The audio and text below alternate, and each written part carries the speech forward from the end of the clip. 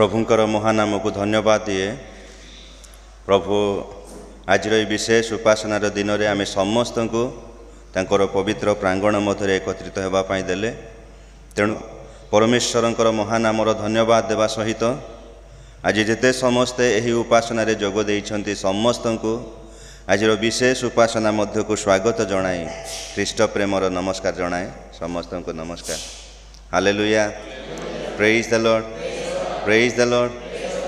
आसंतु इस समय समस्ते आम निज निज को प्रभु ठारे समर्पण करिबा, प्रार्थना करिबा। समस्त गौरव प्रशंसा पाइबा एकमात्र योग्यवंत परमेश्वर, तुम नामर धन्यवाद करुअछु, तुम नामर प्रशंसा करुअछु, तुमरी स्तुति वंदना करुअछु प्रभु, तुमरी आराधना करुअछु। Hallelujah, hallelujah, hallelujah, praise the Lord Jesus. धन्यवाद प्रभु, धन्यवाद प्रभु, धन्यवाद प्रभु, धन्यवाद दौछु राजा मानकर राजा, प्रभु मानकर प्रभु, सैन्याधिपति सदा प्रभु तुमरे धन्यवाद करुअछु। Hallelujah, hallelujah, hallelujah. प्रभु तुम्हें आमानक अनुग्रह करे आज परी एक सुंदर उपासनार दिनटी प्रभु आमानक पाई तुम्हें मनोनीत कल। प्रभु यहीपरी दिन गुड़िक आमानक पाई प्रभु तुम्हें देउछ। जेपरी प्रभु आम प्रत्येक विभिन्न स्थान रे थिले मध्य प्रभु तुमरी प्रांगण मध्य को आम आसी जाई थाओ, तुमरी निकटतर ही थाओ, तुमरी चरण निकट को आसी थाओ प्रभु। धन्यवाद करुअछु, धन्यवाद करुअछु। अन्यान्य समय मानकरे जगतर सबु विषय आम व्यस्ततापूर्ण समय मान प्रभु दिन आम काटी थाओ, किंतु प्रभु तुम्हें यही दिनटी यही समयटी आमानक पाई प्रभु तुम्हें मनोनीत करि थाओ।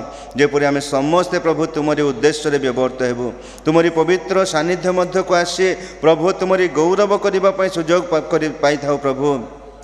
तुमरे धन्यवाद करुअछु। Hallelujah, hallelujah, hallelujah, praise the Lord Jesus. आज ये सुंदर सुजोग पाए आम तुमको धन्यवाद देउछु। प्रियतम प्रभु, जो विश्वास रे आम तुम निकट को आसी थाओ प्रभु, तुम्हें विश्वास योग्य परमेश्वर, साहाय्य करुवा परमेश्वर, सबु विषय आमानकर विषय बुझुवा परमेश्वर तुमको धन्यवाद देउछु, धन्यवाद देउछु, धन्यवाद देउछु। आज प्रभु आम प्रत्येक तुम निकट को आसीअछु प्रभु, तुमरी उपस्थिति आमानक पाई निश्चित आशीर्वादमय करिथाए बोली आम विश्वास करुअछु प्रभु। तुम्हें वाक्य दे कहिअछ, जो स्थान रे 2 किंबा 3 जन मो नाम रे एकत्रित से स्थान रे मु विद्यमान। Hallelujah, hallelujah. आज आम विश्वास करुअछु प्रभु, यही स्थान रे तुमरी उपस्थिति अच्छी। आम जितेबले प्रभु सरल विश्वास रे तुम आड़ को चाहिए प्रभु, तुम्हें प्रभु तुमरी उपस्थिति दे आम को व्यवहार करिब, यह आम विश्वास करुअछु प्रभु। तुम्हें दया कर। आज तुमरी लोक मैंने तुम निकट को दौड़ी आछंती प्रभु, प्रत्येक को बहुल रूपे आशीर्वाद कर, प्रत्येक हृदय मन को तुम ठारे सजीव कर, पवित्र कर, निर्मल कर प्रभु। तुम ठारे प्रत्येक प्रभु से प्रभु सरल विश्वास रे तुमरी निकटवर्ती हो तुमरी से आशीर्वादर कारण होगापाई प्रभु प्रत्येक को साहाय्य कर प्रभु। तुम्हें दया कर। मंडली अनेक आशा आकांक्षा नहीं प्रभु तुम निकट को आसछंती प्रभु, प्रत्येक मनोवांछा पूर्ण कर। आम विशेष करी प्रभु प्रार्थना करुअछु विदेशी भाई तांकर जो दांत बिंधा थिला प्रभु, प्रभु बहुत कष्ट पाउथिले, किंतु गत दिन मानकरे प्रभु तुमरी कृपा दृष्टि तांको प्रति वर्ताइल। प्रभु से दिन मानकरे से कष्टरू मध्य मुक्त कल। पुणी प्रभु आम विशेष करी तुम निकट रे प्रार्थना करू किछि मास व्यवधान परे पुनर्बार प्रभु से दांत बिंधा आरंभ होइछि प्रभु जीशु। केवल तुम नाम रे प्रार्थना करुछु, तुमरी आश्चर्य नाम तांकर समस्त व्यथा को दूर कर दो प्रभु। तुम नाम रे से व्यथा मुक्त हो बोली प्रार्थना करुछु। तांको परिवार में मध्य अनेक प्रकार समस्या, अनेक प्रकार अभावनीय विषय पाई से माने प्रार्थना लड़ीछंती प्रभु। से परिवार चालक पालक रक्षक प्रभु तुम्हें हुआ प्रभु। सेमानकर समस्त चलनी रे तुमरी आशीर्वादर हस्त रख, तुम ठारे से माने कुशलता चलिए प्रभु, से साहाय्य कर प्रभु। आम विशेष कर भौणी दीपा प्रार्थना करुअछु। प्रभु गत दिन में तांकर शारीरिक असुस्थता थिला, किंतु प्रभु तुमरी कृपा दृष्टि रखिल, तुम ठारे तांको वर्तमान सुस्थता देउछ। संपूर्ण सुस्थता केवल आम प्रभु जीशु तुम नाम रे प्रार्थना करुअछु। तुमरी से आश्चर्य हस्त विस्तार करे प्रभु, तुम्हें तांको सुस्थता आरोग्यता प्रदान कर प्रभु। तुम्हें दया कर। जो माने विभिन्न प्रकार भाव में असुस्थता समस्या এবং কষ্টকর সময় মধ্য দিয়ে যা বেড়ে প্রভু মণ্ডলীর প্রার্থনার অপেক্ষার রয়েছেন বর্তমান মধ্যে মনে মনে প্রভু মণ্ডলী নিকটরে প্রার্থনা করছেন প্রভু প্রত্যেকଙ୍କୁ বহুল রূপে আশীর্বাদ কর প্রত্যেকଙ୍କର মনোবাঞ্ছা তুমি পূর্ণ কর প্রত্যেকଙ୍କ জীবনের শান্তি এবং সুস্থতা দিও অনেক প্রভু নূতন ভাবে আসছেন প্রভু অনেক প্রভু অন্য পৃষ্ঠভূমির আসছেন প্রভু প্রত্যেকଙ୍କ হৃদয় তুমি কথা কুহ প্রভু আজির উপাসনা প্রত্যেকଙ୍କ পাই তোমার পবিত্র আত্মাঙ্কর উপস্থিতি হবার উপাসনা হেউ প্রভু আজির উপাসনা প্রত্যেকଙ୍କୁ আত্মিক ভাবে শক্তিযুক্ত করু বলে প্রার্থনা করুছু আমি ধারাবাহিক ভাবে বসি উঠি যে চালিযু তাহা নুহে আজি প্রভু তোমার পবিত্র আত্মাঙ্কর উপস্থিতি আমি অনুভব করবু প্রভু তোমার সেই পবিত্র উপস্থিতি আমি প্রত্যেকଙ୍କୁ দিও आत्मा ओ सत्य आत्मा तुम उपासना करू करू प्रभु आम तुम गौरव पर व्यवहृत हेबू प्रभु तुम्हें साहाय्य कर प्रभु तुम्हें दया कर आज आम विशेष धन्यवाद दूँ प्रभु केशरपुर प्रभु महिला समिति माँ मैंने आज आज विशेष उपासना परिचालना करने से उपस्थित अच्छा धन्यवाद करुचु प्रभु से दूर हेले यही मंडली को उत्साहित करने से आग्रहर सहित आछंती प्रभु से उपस्थिति धन्यवाद दूँ प्रभु से बहुल रूपे आशीर्वाद कर आज जिते समस्ते जोग देइछन्ति प्रभु मंडलीर प्रति परिवार को तुम्हें आशीर्वाद कर जानतरे अजाणतरे असुस्थ पीड़ित किंबा कौन प्रकार समस्या थिबा प्रति परिवार को प्रभु तुम निकट को आणुअछु तुमरी शांति एवं मंगल प्रत्येक को प्रदान कर आरंभर शेष पर्यंत प्रभु तुम्हें सहवर्ती हुआ जेते समय बसिबो प्रभु तुमरी उपस्थिति द्वारा आम को गाइड कर महिमा प्रशंसा गौरव कर्तापण जुगे जुगे तुमरी हेउ यीशु नाम रे क्षुद्र प्रार्थना मागुअछु amen hallelujah hallelujah praise the Lord प्रभुंकर महानामर धन्यवाद हो आजिर उपासना परिचालना करने निमंते केशरपुर ख्रिस्टियान महिला समिति आज उपस्थित थिबारु सेमानंक निकटरे कृतज्ञता एवं भक्तिपूर्ण नमस्कार जनाए आज सेमानंकर उपस्थिति आमर क्षुद्र मंडली को मध्य उत्साहित करि पारिछि तेणु निश्चित से समाज महिला समिति को मध्य बहुल रूपे आशीर्वाद करंतु यही समय मु अनुरोध करी वर्तमान समय ठारू शेष पर्यंत महिला समिति समस्त उपासना परिचालना करिवे।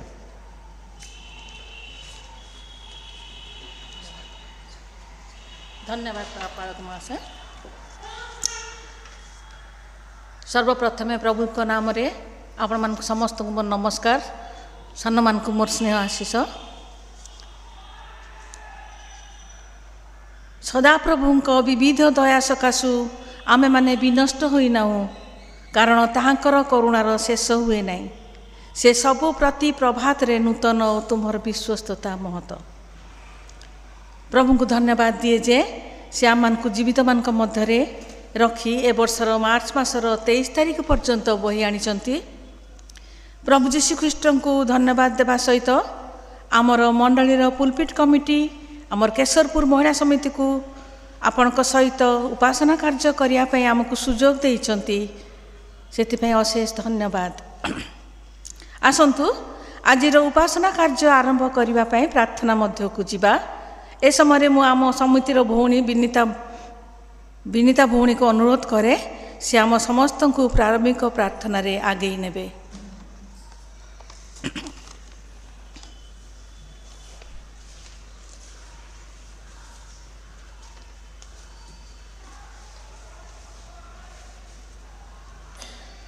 प्रभु जीशु मधुर नाम रे समस्त को मु स्वागत जनाए। आसंतु प्रार्थना करिबा।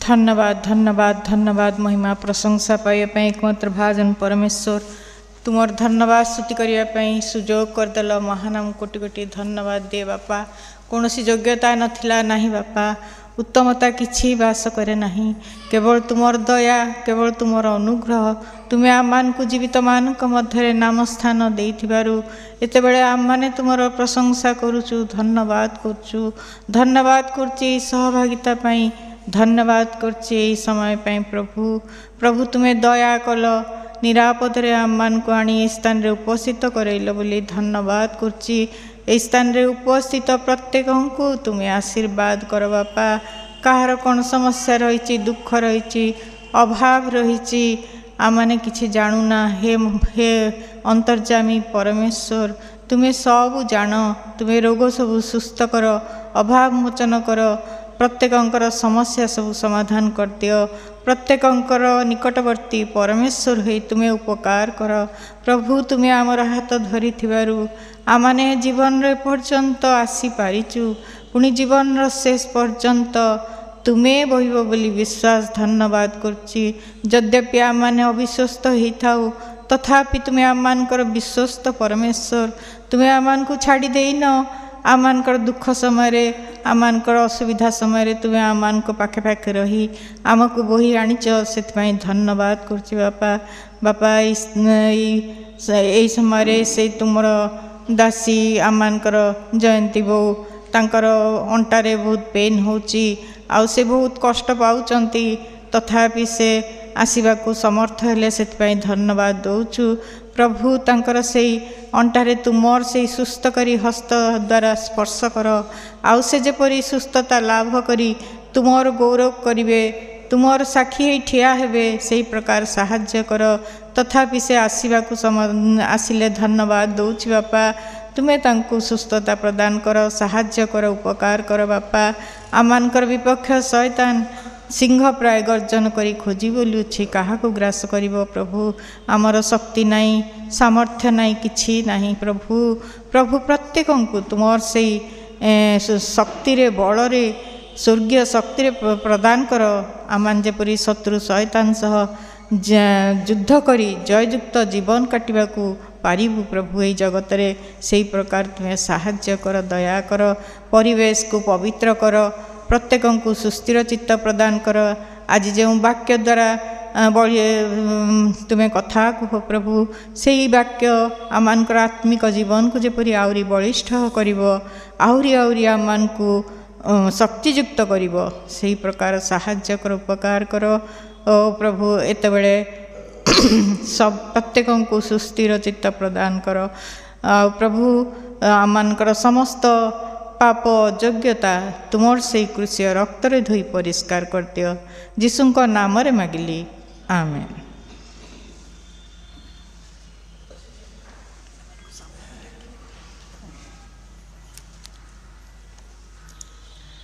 वर्तमान आम समस्ते मिसिकी प्रभुंकर प्रशंसा करिबा। से आम एक गीत गाइबा, आत्मिक गीतमालार 143 पृष्ठार गीत, स्तुति कर, प्रशंसा कर सदा प्रभुंकर। भौणी माने इटको आसीबे, स्तुति कर, प्रशंसा कर सदा प्रभुंकर, सदा प्रभुंकर। ईश्वरंक पवित्र धामे, ईश्वरंक पवित्र धामे ताहांक प्रशंसा कर, ताहांक प्रशंसा कर। पराक्रम भरा गगन मण्डले, पराक्रम भरा गगन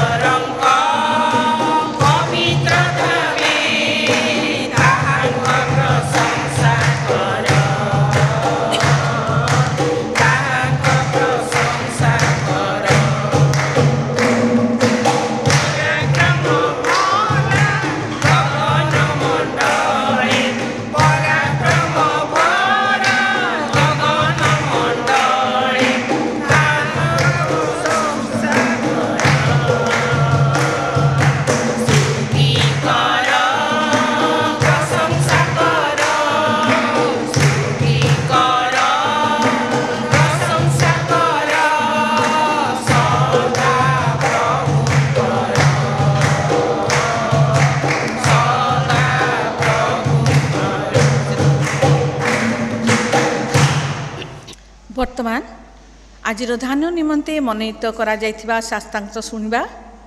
ତା ଦୁଇଟି ସ୍ଥାନରୁ ମନୋନୀତ କରାଯାଇଛି। ପ୍ରଥମ ଶାସ୍ତ୍ରଟି ପଢ଼ି ଶୁଣାଇବେ ସମିତିର ଭଉଣୀ ଲୁସି ସାମଲ। हमने शास्त्रांश जिहोशुय 24 पर्व 13 ରୁ 16 पर्यंत पढ़िया। आउ तुम्भे मैंने जहीरे परिश्रम करना एपरी एक देश और जहाँ जहाँ तुम्भे मैंने निर्माण करना एपरी नगर मान आम्भे तुम्भ मान को देलु तहीरे तुम्भे मैंने बास करुअछ। तुम्भे मैंने जो द्राक्षा क्षेत्र और जीत क्षेत्र रोपण न कल ताहा तुम्भे मैंने भोग करुअछ। एहेतु एबे सदाप्रभु को भय कर पुणी संपूर्ण रूपे और सत्यतारे ताहांकर सेवा कर। आउ तुम्भ मानक पूर्वपुरुष माने नदी सेपारी रे और मिसर रे जो देवता मानकर सेवा कले सेमानंकु दूर कर। तुम्भे माने सदाप्रभुंकर सेवा कर। जदिबा सदाप्रभु को सेवा करिबा तुम्भ मानक दृष्टि मंद दिसे तेबे तुम्भे माने काहार सेवा करिवो ताहा आजि मनोनीत कर। कि नदी सेपारी रे तुम्भ मानक पूर्वपुरुष माने जो देवता मानक सेवा कले सेमानक कियबा जो इमोरिय मानक देश रे तुम्भे माने बास करुअछ सेमानक देवता मानक सेवा करिवो एहा मनोनीत कर। मात्र मु ओ मोहर परिजन आम्भे माने सदाप्रभु को सेवा करिबा। एथिरे लोक माने उत्तर देई कहिले अन्य देवता मानक सेवा करिबा निमंते आम्भे माने जे सदाप्रभु को परित्याग करिवु एहा दूरे थाउ। प्रभु ये पठित वाक्य उपर आशीर्वाद करो। धन्यवाद भौणी। द्वितीय अंशटी पाठकरी शुणाइबे भौणी एम अन्निमा। आम पढ़ा विचारकर्ता 2 पर्व 10 पदरू 15 पदर शेष जाए। पुणी से ही कालर समस्त लोके मध्य आपणा पितृगण निकटरे संगृहीत हेले और जे माने सदाप्रभु ज्ञान तो नहिले कि इस्राएल पक्षरे ताहांको कृतकर्म देखि नथिले एपरि लोके सेमानक उत्तरे उठिले। अनंतर इस्राएल सन्तानगण सदाप्रभु दृष्टि जहाँ मंद ताहा कले और बाल देवगण सेवा कले। पुणी जे सेमानक मिश्र देश बाहर कर आणुथिले से सदाप्रभु आपणक पवित्रक परमेश्वर त्याग कले और अन्य देवतागणर अर्थात सेमानक चतुर्दिग स्थित लोकमानक देवतागण अनुगामी होई सेमानक प्रणाम कले। एई रूपे सेमाने सदाप्रभु को विरक्त कले आउरी सेमाने सदाप्रभु को परित्याग करी बाल देवगण और अष्टार देवीगण सेवा कले। तोहरी इस्राएल प्रतिकूल सदाप्रभु प्रज्वलित हुए से लुटकारी मान हस्त समर्पिले। तेणु से लुटिले आउ से चतुर्दिग स्थित शत्रु मान हस्त विक्रय कले। तहे से अपना शत्रु मान सम्मुखीन आउ ठीक हो पारे ना। सदाप्रभु जे रूप कही और सदाप्रभु से निकट जे रूप शपथ करते तदनुसार से जो आड़े गले से आड़े अमंगल करने को सदाप्रभु हस्त से प्रतिकूल है। यही रूपे से भारी क्लेशर पड़े। आमेन। वर्तमान समितिर भौणी मान सहित समस्ते मिसी एक संगीत गान करवा एवं मंडलीर कर्मकर्ता माने नैवेद्य संग्रह कार्य साहाय्य करेंगे। आमे गाइबा आत्मिक गीतिमालार 88 पृष्ठार गीत सबु गौरव प्रशंसा जुगे जुगे तुमर। जुगे जुगे तुमर सबु गौरव प्रशंसा जुगे जुगे तुमर। तुमे अनादि अनंत सत्य जीवंत अनादि अनंत सत्य जीवंत चिरंतन परमेश्वर सबु गौरव प्रशंसा जुगे जुगे तुमर। तुम प्रेम सते ते गभीर मापी पारिनी मोर अंतर से प्रेम करिल मोते निजर सबु जानी नहेली तुमार। तुमे प्रेमिक ईश्वर दया सागर प्रेमिक ईश्वर दया सागर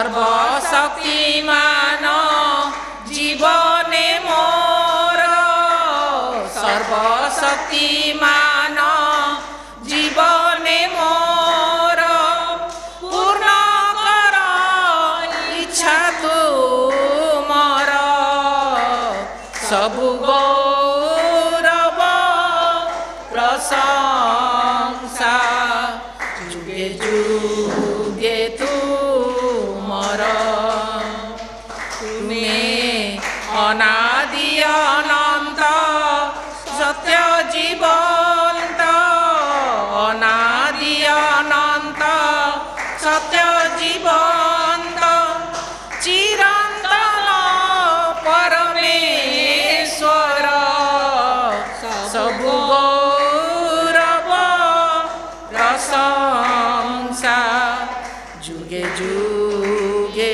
তুমর যুগে যুগে তুমর যুগে যুগে তুମର।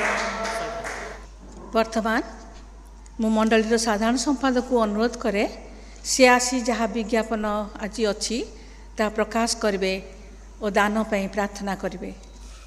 ବିଶେଷ କରି ଆଜିର ଉପାସନାରେ ଆମର ସମ୍ପାଦକ ମହାଶୟ ସେ ଆସିନାହାନ୍ତି। ଆଉ ଆପଣମାନଙ୍କୁ ଜଣାଇ ଦିଏ ଯେ ବୁଧବାର ଦିନ ଆମର ସନ୍ଧ୍ୟା ସମୟରେ 7ଟା ସମୟରେ ସନ୍ଧ୍ୟା 7ଟା ସମୟରେ ଯେଉଁ ଉପାସନା ହେଉଛି ଆପଣ ସମସ୍ତେ ଯୋଗ ଦେବେ, ପ୍ରାର୍ଥନା କରିବା। ଆଉ ଧନ୍ୟବାଦ ଦେଉଛି ପବିତ୍ର ପିତା ଆଜିର ଉପାସନାରେ ପ୍ରଭୁ ତୁମରି ଉପସ୍ଥିତି ଆମମାନଙ୍କ ମଧ୍ୟରେ ରଖିଛ, ସେଥିପାଇଁ ଧନ୍ୟବାଦ ଦେଉଛି ପ୍ରଭୁ। ବିଶେଷ କରି ପ୍ରଭୁ ଆଜିର ଉପାସନାରେ ପ୍ରଭୁ ତୁମରି ଦାସୀମାନଙ୍କୁ ତୁମେ ଆଣିଛ ପ୍ରଭୁ ଆଜିର ଉପାସନାକୁ ପରିଚାଳନା କରିବା ନିମନ୍ତେ, ତୁମର ମୁଖ ନିଶ୍ଚିତ ବାକ୍ୟକୁ ପରିବେଷଣ କରିବା ନିମନ୍ତେ ଧନ୍ୟବାଦ ଦେଉଛି ପ୍ରଭୁ।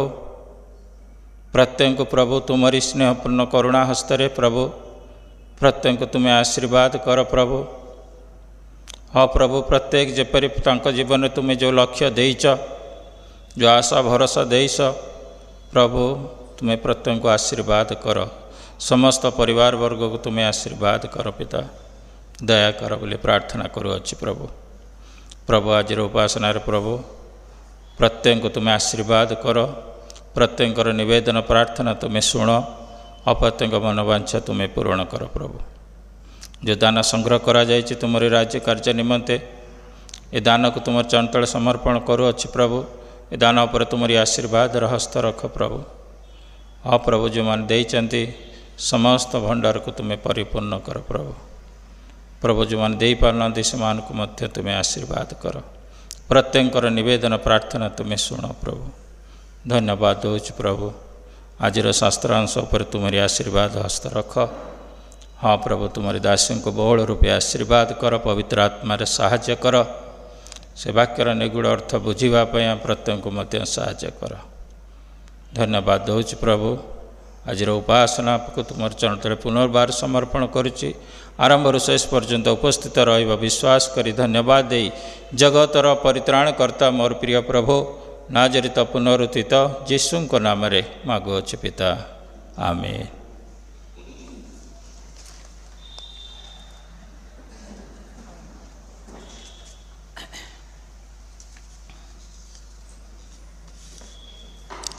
ବର୍ତ୍ତମାନ ବାକ୍ୟ ଶୁଣିବା ପୂର୍ବରୁ ମୁଁ ସମିତିର ଭଉଣୀ ନନ୍ଦିତା ଧଳଙ୍କୁ ଅନୁରୋଧ କରେ ସେ ଆସି ବାକ୍ୟ ପାଇଁ ପ୍ରାର୍ଥନା କରିବେ।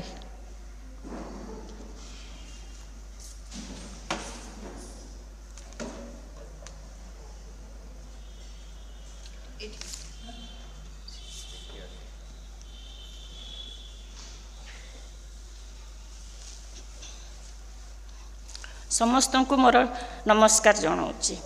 ଆସନ୍ତୁ ପ୍ରାର୍ଥନା କରିବା ବାକ୍ୟ ପାଇଁ।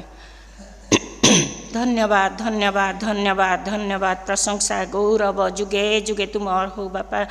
ତୁମେ ତ ସର୍ବଶକ୍ତିମାନ ସର୍ବସୃଷ୍ଟିକର୍ତ୍ତା ଉଦ୍ଧାରକର୍ତ୍ତା ରକ୍ଷାକର୍ତ୍ତା ଆମମାନଙ୍କର ଏକମାତ୍ର ପ୍ରେମିକ ପିତା। ଆମ ପରି ପାପୀ ଅଯୋଗ୍ୟମାନଙ୍କୁ ତୁମେ କେତେ ପ୍ରେମ କଲ, ଦୟା କଲ, ଅନୁଗ୍ରହ ଆଶୀର୍ବାଦ ମଙ୍ଗଳ ଦାନ ଦେଇ ଆମମାନଙ୍କୁ ତୁମେ ଦିନ ପରେ ଦିନ, ମାସ ପରେ ମାସ, ବର୍ଷ ପରେ ବର୍ଷ ବଞ୍ଚେଇ ରଖୁଛ ବୋଲି ଧନ୍ୟବାଦ ଧନ୍ୟବାଦ ଧନ୍ୟବାଦ ଦେଉଛୁ ବାପା। କୌଣସି ଉତ୍ତମତା ଯୋଗ୍ୟତା ଆମର ନାହିଁ, କେବଳ ତୁମର ସେଇ ପ୍ରେମ ଦୟା କରୁଣା ଯୋଗୁଁ ଆଜି ଆମମାନେ ଜୀବିତମାନଙ୍କ ମଧ୍ୟରେ ପର୍ଯ୍ୟନ୍ତ ନାମ ସ୍ଥାନ ପାଇଥିବାରୁ ଧନ୍ୟବାଦ ଧନ୍ୟବାଦ ଧନ୍ୟବାଦ ଦେଉଛୁ ବାପା। ଆଜି ଏହି ସୁନ୍ଦର ବିଶ୍ରାମ ବାରରେ ତୁମେ ଆମମାନଙ୍କୁ ଛୋଟ ଗ୍ରାମଟିକୁ, ଛୋଟ ମହିଳା ସମିତିକୁ ତୁମେ ଆଜି ଏହି ଅନୁଷ୍ଠାନକୁ ଆଣିଲ ବାପା। ଏଇ ଭାଇ ଭଉଣୀମାନଙ୍କ ସହିତ ଏକତ୍ରିତ କରି ତୁମର ପ୍ରଶଂସା ଗୌରବ କରିବାକୁ ସୁଯୋଗ ଦେଲ ବୋଲି ଧନ୍ୟବାଦ ଧନ୍ୟବାଦ ଧନ୍ୟବାଦ ଦେଉଛି ବାପା। ଏତେବେଳେ ଏଇ ମୁହୂର୍ତ୍ତ ପାଇଁ ମଧ୍ୟ ଧନ୍ୟବାଦ ଦେଉଛି, କାରଣ ଏ ସ୍ଥାନ ତୁମର ଅଟେ ବାପା। ଆମେ ଆସିବା ପୂର୍ବରୁ ତୁମେ ଏହି ସ୍ଥାନରେ ଅଛ, ଆମମାନଙ୍କୁ ତୁମର ଉପସ୍ଥିତି ଅନୁଭବ କରିବାକୁ ଦିଅ ବାପା। ପ୍ରତ୍ୟେକଙ୍କୁ ତୁମେ ଆଶୀର୍ବାଦ କର, ସୁସ୍ଥିର ମନ ସୁସ୍ଥିର ଚିତ୍ତ ଦିଅ। ଯାହା ସବୁ ଆମମାନେ ପ୍ରଶଂସା କରିବୁ, ଗୀତ ଗାୟନ କରିବୁ, ପ୍ରାର୍ଥନା କରିବୁ, ତାହା ଯେପରି ତୁମର ଗ୍ରାହ୍ୟ ବଳି ରୂପେ ଉତ୍ସର୍ଗୀକୃତ ହେବାକୁ ପାରିବ, ସେହିପରି ତୁମେ ପ୍ରତ୍ୟେକଙ୍କର ପ୍ରାର୍ଥନା ଶୁଣ, ପ୍ରଶଂସାର ନୈବେଦ୍ୟ ତୁମେ ଗ୍ରହଣ କର ବୋଲି ନିବେଦନ କରୁଛି ବାପା। ଚତୁଃପାର୍ଶ୍ୱର ବାୟୁମଣ୍ଡଳକୁ ସୂଚି ପବିତ୍ର କର ବାପା। ଏତେବେଳେ ବିଶେଷରେ ବାପା ତୁମର ଦାସୀଙ୍କୁ ଆମମାନେ ତୁମରି ହସ୍ତରେ ସମର୍ପଣ କଲୁ ବାପା। ତୁମେ ତାଙ୍କୁ ଲୁଚାଅ ହଜାଅ ବାପା। ତୁମର ସେଇ କୁଶ ତଳେ ବାପା ଆମର ସେଇ ଭଉଣୀଙ୍କୁ ରଖିଲୁ, ଆମ ଗ୍ରାମର ବାପା ଯାହା ପ୍ରସ୍ତୁତ ହେଇ ଆସିଛନ୍ତି ତାହା ତୁମେ ଦେଖିଛ ବାପା। କାରଣ ତାଙ୍କର ଶରୀର ଅସୁସ୍ଥ ଦୁର୍ବଳ ବାପା। ବାପା ଗୋ ସେ କ'ଣ ପ୍ରସ୍ତୁତ ହେଇଛନ୍ତି ଆମମାନେ ଜାଣିନୁ ବାପା, ତୁମେ ଦେଖିଛ ଜାଣିଛ। ତୁମେ ତାଙ୍କୁ ଆହୁରି ଆତ୍ମାରେ ପରିପୂର୍ଣ୍ଣ କର। ତୁମେ ତାଙ୍କୁ ତୁମର ସେଇ କୁଶର ଉହାଡ଼ରେ ଲୁଚାଅ ହଜାଅ ବାପା। ଯାହା ସେ ଆଜି ଆମମାନଙ୍କୁ ଆତ୍ମିକ ଆହାର ଦେବେ, ତାହା ଯେପରି ଆମମାନେ ହୃଦୟରେ ରଖି କାର୍ଯ୍ୟରେ ଲଗେଇବାକୁ ପାରିବୁ, ଅନ୍ୟମାନଙ୍କ ଆଗରେ ଖ୍ରୀଷ୍ଟୀୟ ଗୁଣାଚରଣ ଦେଖେଇବାକୁ ପାରିବୁ, ସେହିପରି ତୁମେ ଆମମାନଙ୍କର କାର୍ଯ୍ୟକଳାପ କଥାବାର୍ତ୍ତାକୁ ତୁମେ ଉତ୍ତମ କର ବୋଲି ନିବେଦନ କରୁଛି ବାପା। ତୁମେ ତାଙ୍କୁ ଦୟା କର, ବଳ ଦିଅ, ଶକ୍ତି ଦିଅ, ଜ୍ଞାନ ବୁଦ୍ଧିରେ ପରିପୂର୍ଣ୍ଣ କର ବୋଲି ନିବେଦନ କରୁଛୁ ବାପା। ତାଙ୍କର ପରିବାରକୁ ତୁମେ ଆଶୀର୍ବାଦ କର ବାପା। ତାଙ୍କର ପୁଅ ବୋଉ ନାତି ନାତୁଣୀ ପ୍ରତ୍ୟେକଙ୍କୁ ଗୋଟି ଗୋଟି କରି ତୁମରି ହସ୍ତରେ ରଖିଲି। ତୁମେ ପ୍ରତ୍ୟେକଙ୍କୁ ତୁମେ ଆଶୀର୍ବାଦ କର, ତୁମ ସେଇ ଦୟା କରୁଣାର ହସ୍ତ ତଳେ ଆବୋରି ରଖ ବାପା। ଏତେବେଳେ ବାପା ତୁମେ ସମସ୍ତଙ୍କର ହୃଦୟ ମନ ଦେଖିବା ପରମେଶ୍ୱର ଅଟ, କାରଣ ମନୁଷ୍ୟ ବାହ୍ୟ ରୂପ ଦେଖିଥାଏ ବାପା। କିଏ କେଉଁ ମନରେ ଏହି ସ୍ଥାନରେ ବସିଛି, କ'ଣ ଚିନ୍ତା କରୁଛି, ତାହା ମଧ୍ୟ ତୁମେ ଦେଖୁଛ ଜାଣୁଛ ବାପା। ଯଦି କୌଣସି ଅପବିତ୍ର କଳୁଷିତ ଥାଏ ତାହେଲେ ତୁମର ସେଇ କୃଷିୟ ରକ୍ତରେ ଧୋଇ ପରିଷ୍କୃତ କର, ଶୁଚି କର, ନିର୍ମଳ କର। ଆମ ପ୍ରତ୍ୟେକଙ୍କୁ ତୁମେ ସୁସ୍ଥିର ଆତ୍ମା ସୁସ୍ଥିର ଚିତ୍ତ ପ୍ରଦାନ କର ବୋଲି ନିବେଦନ କରୁଛୁ ବାପା। ତୁମେ ତ ଏକମାତ୍ର ଆମମାନଙ୍କର ପ୍ରାର୍ଥନା ଶ୍ରବଣକାରୀ, ଉତ୍ତର ଦାନକାରୀ। ଆମମାନେ ମାଗିବା ଭାବିବା ଠାରୁ ତୁମେ ଅତ୍ୟଧିକ ଦେଇଥାଅ, ସେଥିପାଇଁ ମଧ୍ୟ ଧନ୍ୟବାଦ ଧନ୍ୟବାଦ ଦେଉଛୁ ବାପା। ଆମମାନଙ୍କର ହୃଦୟ ମନକୁ ତୁମେ ଖୋଲି ଦିଅ ବାପା, ଯେପରି ସବୁ ଅବସ୍ଥାରେ ସବୁ ସମୟରେ ତୁମର ସେଇ ଗୌରବ ପ୍ରଶଂସା ଧନ୍ୟବାଦର ସ୍ତୁତି ନୈବେଦ୍ୟକୁ ଉତ୍ସର୍ଗ କରିବାକୁ ପାରିବୁ, ସେହିପରି ଦୟା ଅନୁଗ୍ରହ କର। ଆମମାନଙ୍କୁ ତୁମେ ପ୍ରତ୍ୟେକଙ୍କୁ ତୁମେ କୁଶଳରେ ଆଣି ପହଞ୍ଚେଇଲ ବୋଲି ଧନ୍ୟବାଦ ଦେଉଛି ବାପା। ପୁନର୍ବାର ଆମମାନଙ୍କର ଯିବା ପର୍ଯ୍ୟନ୍ତ ତୁମେ ଆମ ସହିତରେ ରହି ଆଜିର ସମସ୍ତ ଉପାସନାର ଭାର ବହନ କରି ତୁମରି ଚଅନ୍ତଳେ ରଖିଲି। ବିଶେଷରେ ଆମର ସେଇ ବଡ଼ ଭଉଣୀକୁ ବାପା ତୁମେ ଦୟା କର, ତୁମର ବକ୍ତ୍ରୀଙ୍କୁ ଆହୁରି ଆହୁରି ଆତ୍ମାରେ ପରିପୂର୍ଣ୍ଣ କର ବୋଲି ନିବେଦନ କରୁଛି। ସମସ୍ତ ପ୍ରାର୍ଥନା ନିବେଦନ ଶୁଣିଲ ବୋଲି ଧନ୍ୟବାଦ ଦେଇ ନାଜରିତ ଯୀଶୁଖ୍ରୀଷ୍ଟଙ୍କ ନାମରେ ଏତିକି ଭିକ୍ଷା ମାଗିଲି, ଆମେନ୍।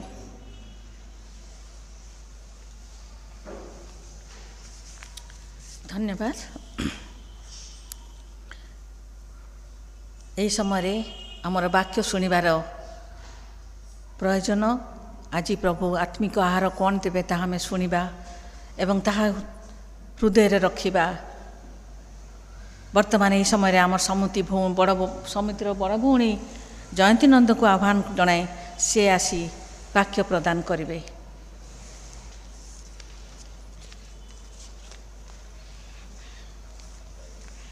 ଧନ୍ୟବାଦ ଭଉଣୀ। ଉପସ୍ଥିତ ସମସ୍ତଙ୍କୁ ମୋର ପ୍ରେମର ନମସ୍କାର।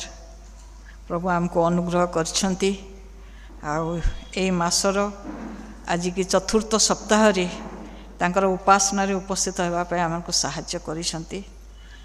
ଆମର ମହିଳା ସମିତି ଅତି କ୍ଷୁଦ୍ର ମହିଳା ସମିତି, ଆମେ ବେଶୀ ମେମ୍ବର ନାହୁଁ। ତଥାପି ମଣ୍ଡଳୀ ଦ୍ୱାରା ଆମେ ମାସ ଆରମ୍ଭରୁ ଏ ସୁଯୋଗଟି ପାଇଛୁ ଆଉ ଆମେ ବହୁତ ଆନନ୍ଦିତ ଥିଲୁ। କିନ୍ତୁ ହଠାତ୍ ଏଇ ମାର୍ଚ୍ଚ ମାସର 9 ତାରିଖରୁ ମୋ ଶରୀରରେ ବହୁତ କଷ୍ଟ ଅଛି ବି, ଅବି ମୋର ଅଣ୍ଟା ପିଠି ବହୁତ ଜୋର ଦରଜ ହେଉଛି। ତେବେ ଯାହା ବି ହେଉ ଅନେକ କହିଲେ ଯେ ଆକୁ ଇଏ କର, କିନ୍ତୁ ନାହିଁ, ପ୍ରଭୁ ଯେଉଁ ସୁଯୋଗ ଦେଇଛନ୍ତି ତାର ଅବାଧ୍ୟ ହେବା ଦରକାର ନୁହଁ। ତେଣୁ ପ୍ରଭୁ ନିଶ୍ଚିତ ଭାବରେ ଆଜି ଆମ ସମସ୍ତଙ୍କୁ କଥା କହିବେ। ଆଉ ଆସନ୍ତୁ ବାକ୍ୟ ପୂର୍ବରୁ ପଦେ ପ୍ରାର୍ଥନା କରିବା। ହେ ପ୍ରିୟ ପ୍ରଭୁ, ଆମେ ତୁମର ଧନ୍ୟବାଦ ଦେଉଛୁ। ତୁମେ ଆମଙ୍କର ସୃଷ୍ଟିକର୍ତ୍ତା, ଲାଳନ ପାଳନ କର୍ତ୍ତା, ସବୁ ବିଷୟର ନିୟନ୍ତ୍ରଣ କର୍ତ୍ତା। ତୁମେ ଆମକୁ ପ୍ରେମ କରିଥିବାରୁ ଜୀବିତମାନଙ୍କ ମଧ୍ୟରେ ନାମସ୍ଥାନ ଦେଇ ମାର୍ଚ୍ଚ ମାସର এই ଚତୁର୍ଥ ବିଶ୍ରାମରେ ତୁମେ ଉପସ୍ଥିତ କରିଛ ଏବଂ ପ୍ରଭୁ ତୁମର ପ୍ରଶଂସା କରିବା ପାଇଁ, ତୁମକୁ ଜାଣିବା ପାଇଁ, ତୁମ ବିଷୟ ଜାଣିବା ପାଇଁ ଏ ସୁନ୍ଦର ସୁଯୋଗ ଦେଇଛ ବୋଲି ଆମେ ତୁମର ଧନ୍ୟବାଦ ଦେଉଛୁ। ପ୍ରିୟ ପ୍ରଭୁ, ଉପସ୍ଥିତ ସମସ୍ତଙ୍କର ହୃଦୟ ରୂପ ମାଟିକୁ ତୁମେ ପ୍ରସ୍ତୁତ କର, ଯେପରି ପ୍ରଭୁ ଆମେ ସମସ୍ତେ ସେ ବାକ୍ୟଟି ବୁଝିପାରିବୁ। କର୍ଣ୍ଣକୁ ଉନ୍ମୁକ୍ତ କର, ଯେପରି ଆମେ ମନ ଦେଇ ଶୁଣିପାରିବୁ ଏବଂ ପ୍ରଭୁ ନିଜ ଜୀବନରେ ତାହା ଲଗେଇ ପାରିବୁ। ଏ ଅନୁଗ୍ରହ କର। ମଣ୍ଡଳୀର ପ୍ରତ୍ୟେକ ସଭ୍ୟା, ପାଳକ ମହାଶୟ, ଦିକନ୍, ସମ୍ପାଦକ ସମସ୍ତଙ୍କୁ ପ୍ରଭୁ ତୁମ ପାଦ ତଳେ ସମର୍ପଣ କରୁଛୁ। ତେବେ ପ୍ରତ୍ୟେକଙ୍କୁ ସାହାଯ୍ୟ କର ବୋଲି ନିବେଦନ କରୁଛୁ। ଏ ସମୟକୁ ତୁମ ହାତରେ ଦେଲି, ନିଜକୁ ପ୍ରଭୁ ତୁମ ହାତରେ ଦେଲି। ଏଠି ଠିଆ ହେବା ବେଳେ ତୁମେ ମୋର ସହିତରେ ଥାଅ ବୋଲି ନିବେଦନ କରୁଛି ଏବଂ ଆଜିର ବାକ୍ୟକୁ ତୁମର ଆତ୍ମାଙ୍କ ଦ୍ୱାରା ପରିବେଷଣ କରିବା ପାଇଁ ମୋତେ ସାହାଯ୍ୟ କର ବୋଲି ନିବେଦନ କରି ପ୍ରିୟ ପ୍ରଭୁ ଯୀଶୁଙ୍କ ନାମରେ ମାଗୁଛୁ, ଆମେନ୍। ଆଜି ଯେଉଁ ଦୁଇଟି ଅଂଶଟା ପଢ଼ା ହେଲା, ହୁଏତ ଆପଣମାନେ ସମସ୍ତେ ଜାଣିଥିବେ। ଆଉ ବର୍ତ୍ତମାନର ଏ ସମସ୍ୟା ବହୁଳ ଜଗତରେ ସବୁ ପରିବାରରେ, ମଣ୍ଡଳୀରେ, ସମାଜରେ ବିଭିନ୍ନ ପ୍ରକାର ସମସ୍ୟା ରହିଛି। କେଉଁଠି ଆର୍ଥିକ ସମସ୍ୟା, କେଉଁଠି ରୋଗର ସମସ୍ୟା, କେଉଁଠି ଅମିଳନର ସମସ୍ୟା, ପୃଥିବୀରେ ଯୁଦ୍ଧର ସମସ୍ୟା, କେଉଁଠି ଶାନ୍ତି ନାହିଁ। କିନ୍ତୁ ଏସବୁ ସମସ୍ୟା ଭିତରେ ଆଉ ଗୋଟେ ବଡ଼ ସମସ୍ୟା ହେଉଛି ଆଜିକାଲିକାର ଯୁବାପିଢ଼ି ଖ୍ରୀଷ୍ଟଙ୍କୁ ନ ଜାଣିବା ସମସ୍ୟା। ଯେତେବେଳେ ଆମେ ଆମର ସୃଷ୍ଟିକର୍ତ୍ତାଙ୍କୁ ଜାଣିନଥାଉ, ଆମେ ତାଙ୍କୁ ଉପାସନା କରିନଥାଉ। ଆଜିର ସେହି ସମସ୍ୟା, ଆଜିର ମୋର ବାକ୍ୟ ଯୀହୋଶୁଆଙ୍କ ବିଷୟରେ। ଯୀହୋଶୁଆ ସେଦିନ ଇସ୍ରାଏଲ ଲୋକମାନଙ୍କୁ କହିଲେ, ସେଇ ଯୀହୋଶୁଆ ତାର 24 ପର୍ବ ଯେଉଁଟା ପଢ଼ା ହେଇଛି, ତା ମନୋନୀତ କର। ଗୋଟେ ଅପସନ୍ ଦେଲେ। ଅପସନ୍ କାହିଁକି ଦେଲେ? ଯେ ଆମର ତ କର୍ତ୍ତବ୍ୟ, କିନ୍ତୁ ତାଙ୍କୁ କହିଲେ ତୁମେ ମନୋନୀତ କର ଏବଂ ସେ କହିଲେ ତୁମେ ଯାହା କରୁଛ କର, ମୁଁ କିନ୍ତୁ ମୋର ପରିବାର ସହିତ ଆମେ ପ୍ରଭୁଙ୍କର ସେବା କରିବୁ। ତେବେ ଏ ପ୍ରକାର ସମସ୍ୟା କାହିଁକି ଆସିଲା?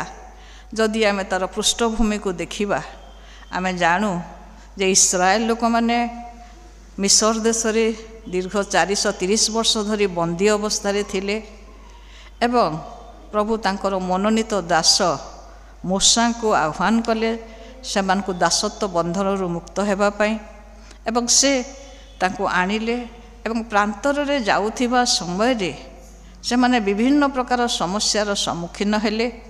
କିନ୍ତୁ ପ୍ରଭୁ ତାଙ୍କର ସେ ଉଦ୍ଧାରକାରୀ ହସ୍ତ ଦ୍ୱାରା ସବୁ ସମସ୍ୟାକୁ ସମାଧାନ କଲେ।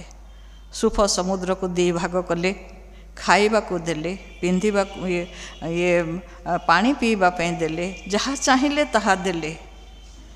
ତଥାପି ମଧ୍ୟ ଇସ୍ରାଏଲ ଲୋକମାନେ ବଚସା କଲେ। ଆମେ ସେଇଟା ଯାତ୍ରା ପୁସ୍ତକରେ ଆମେ ସବୁ ବିଷୟ ଦେଖିପାରିବା। ପ୍ରତ୍ୟେକ ସମୟରେ ଇସ୍ରାଏଲ ଲୋକମାନେ ପ୍ରଭୁଙ୍କର ବଚସା କଲେ, ମୋଶାଙ୍କୁ ଗାଳି ଦେଲେ।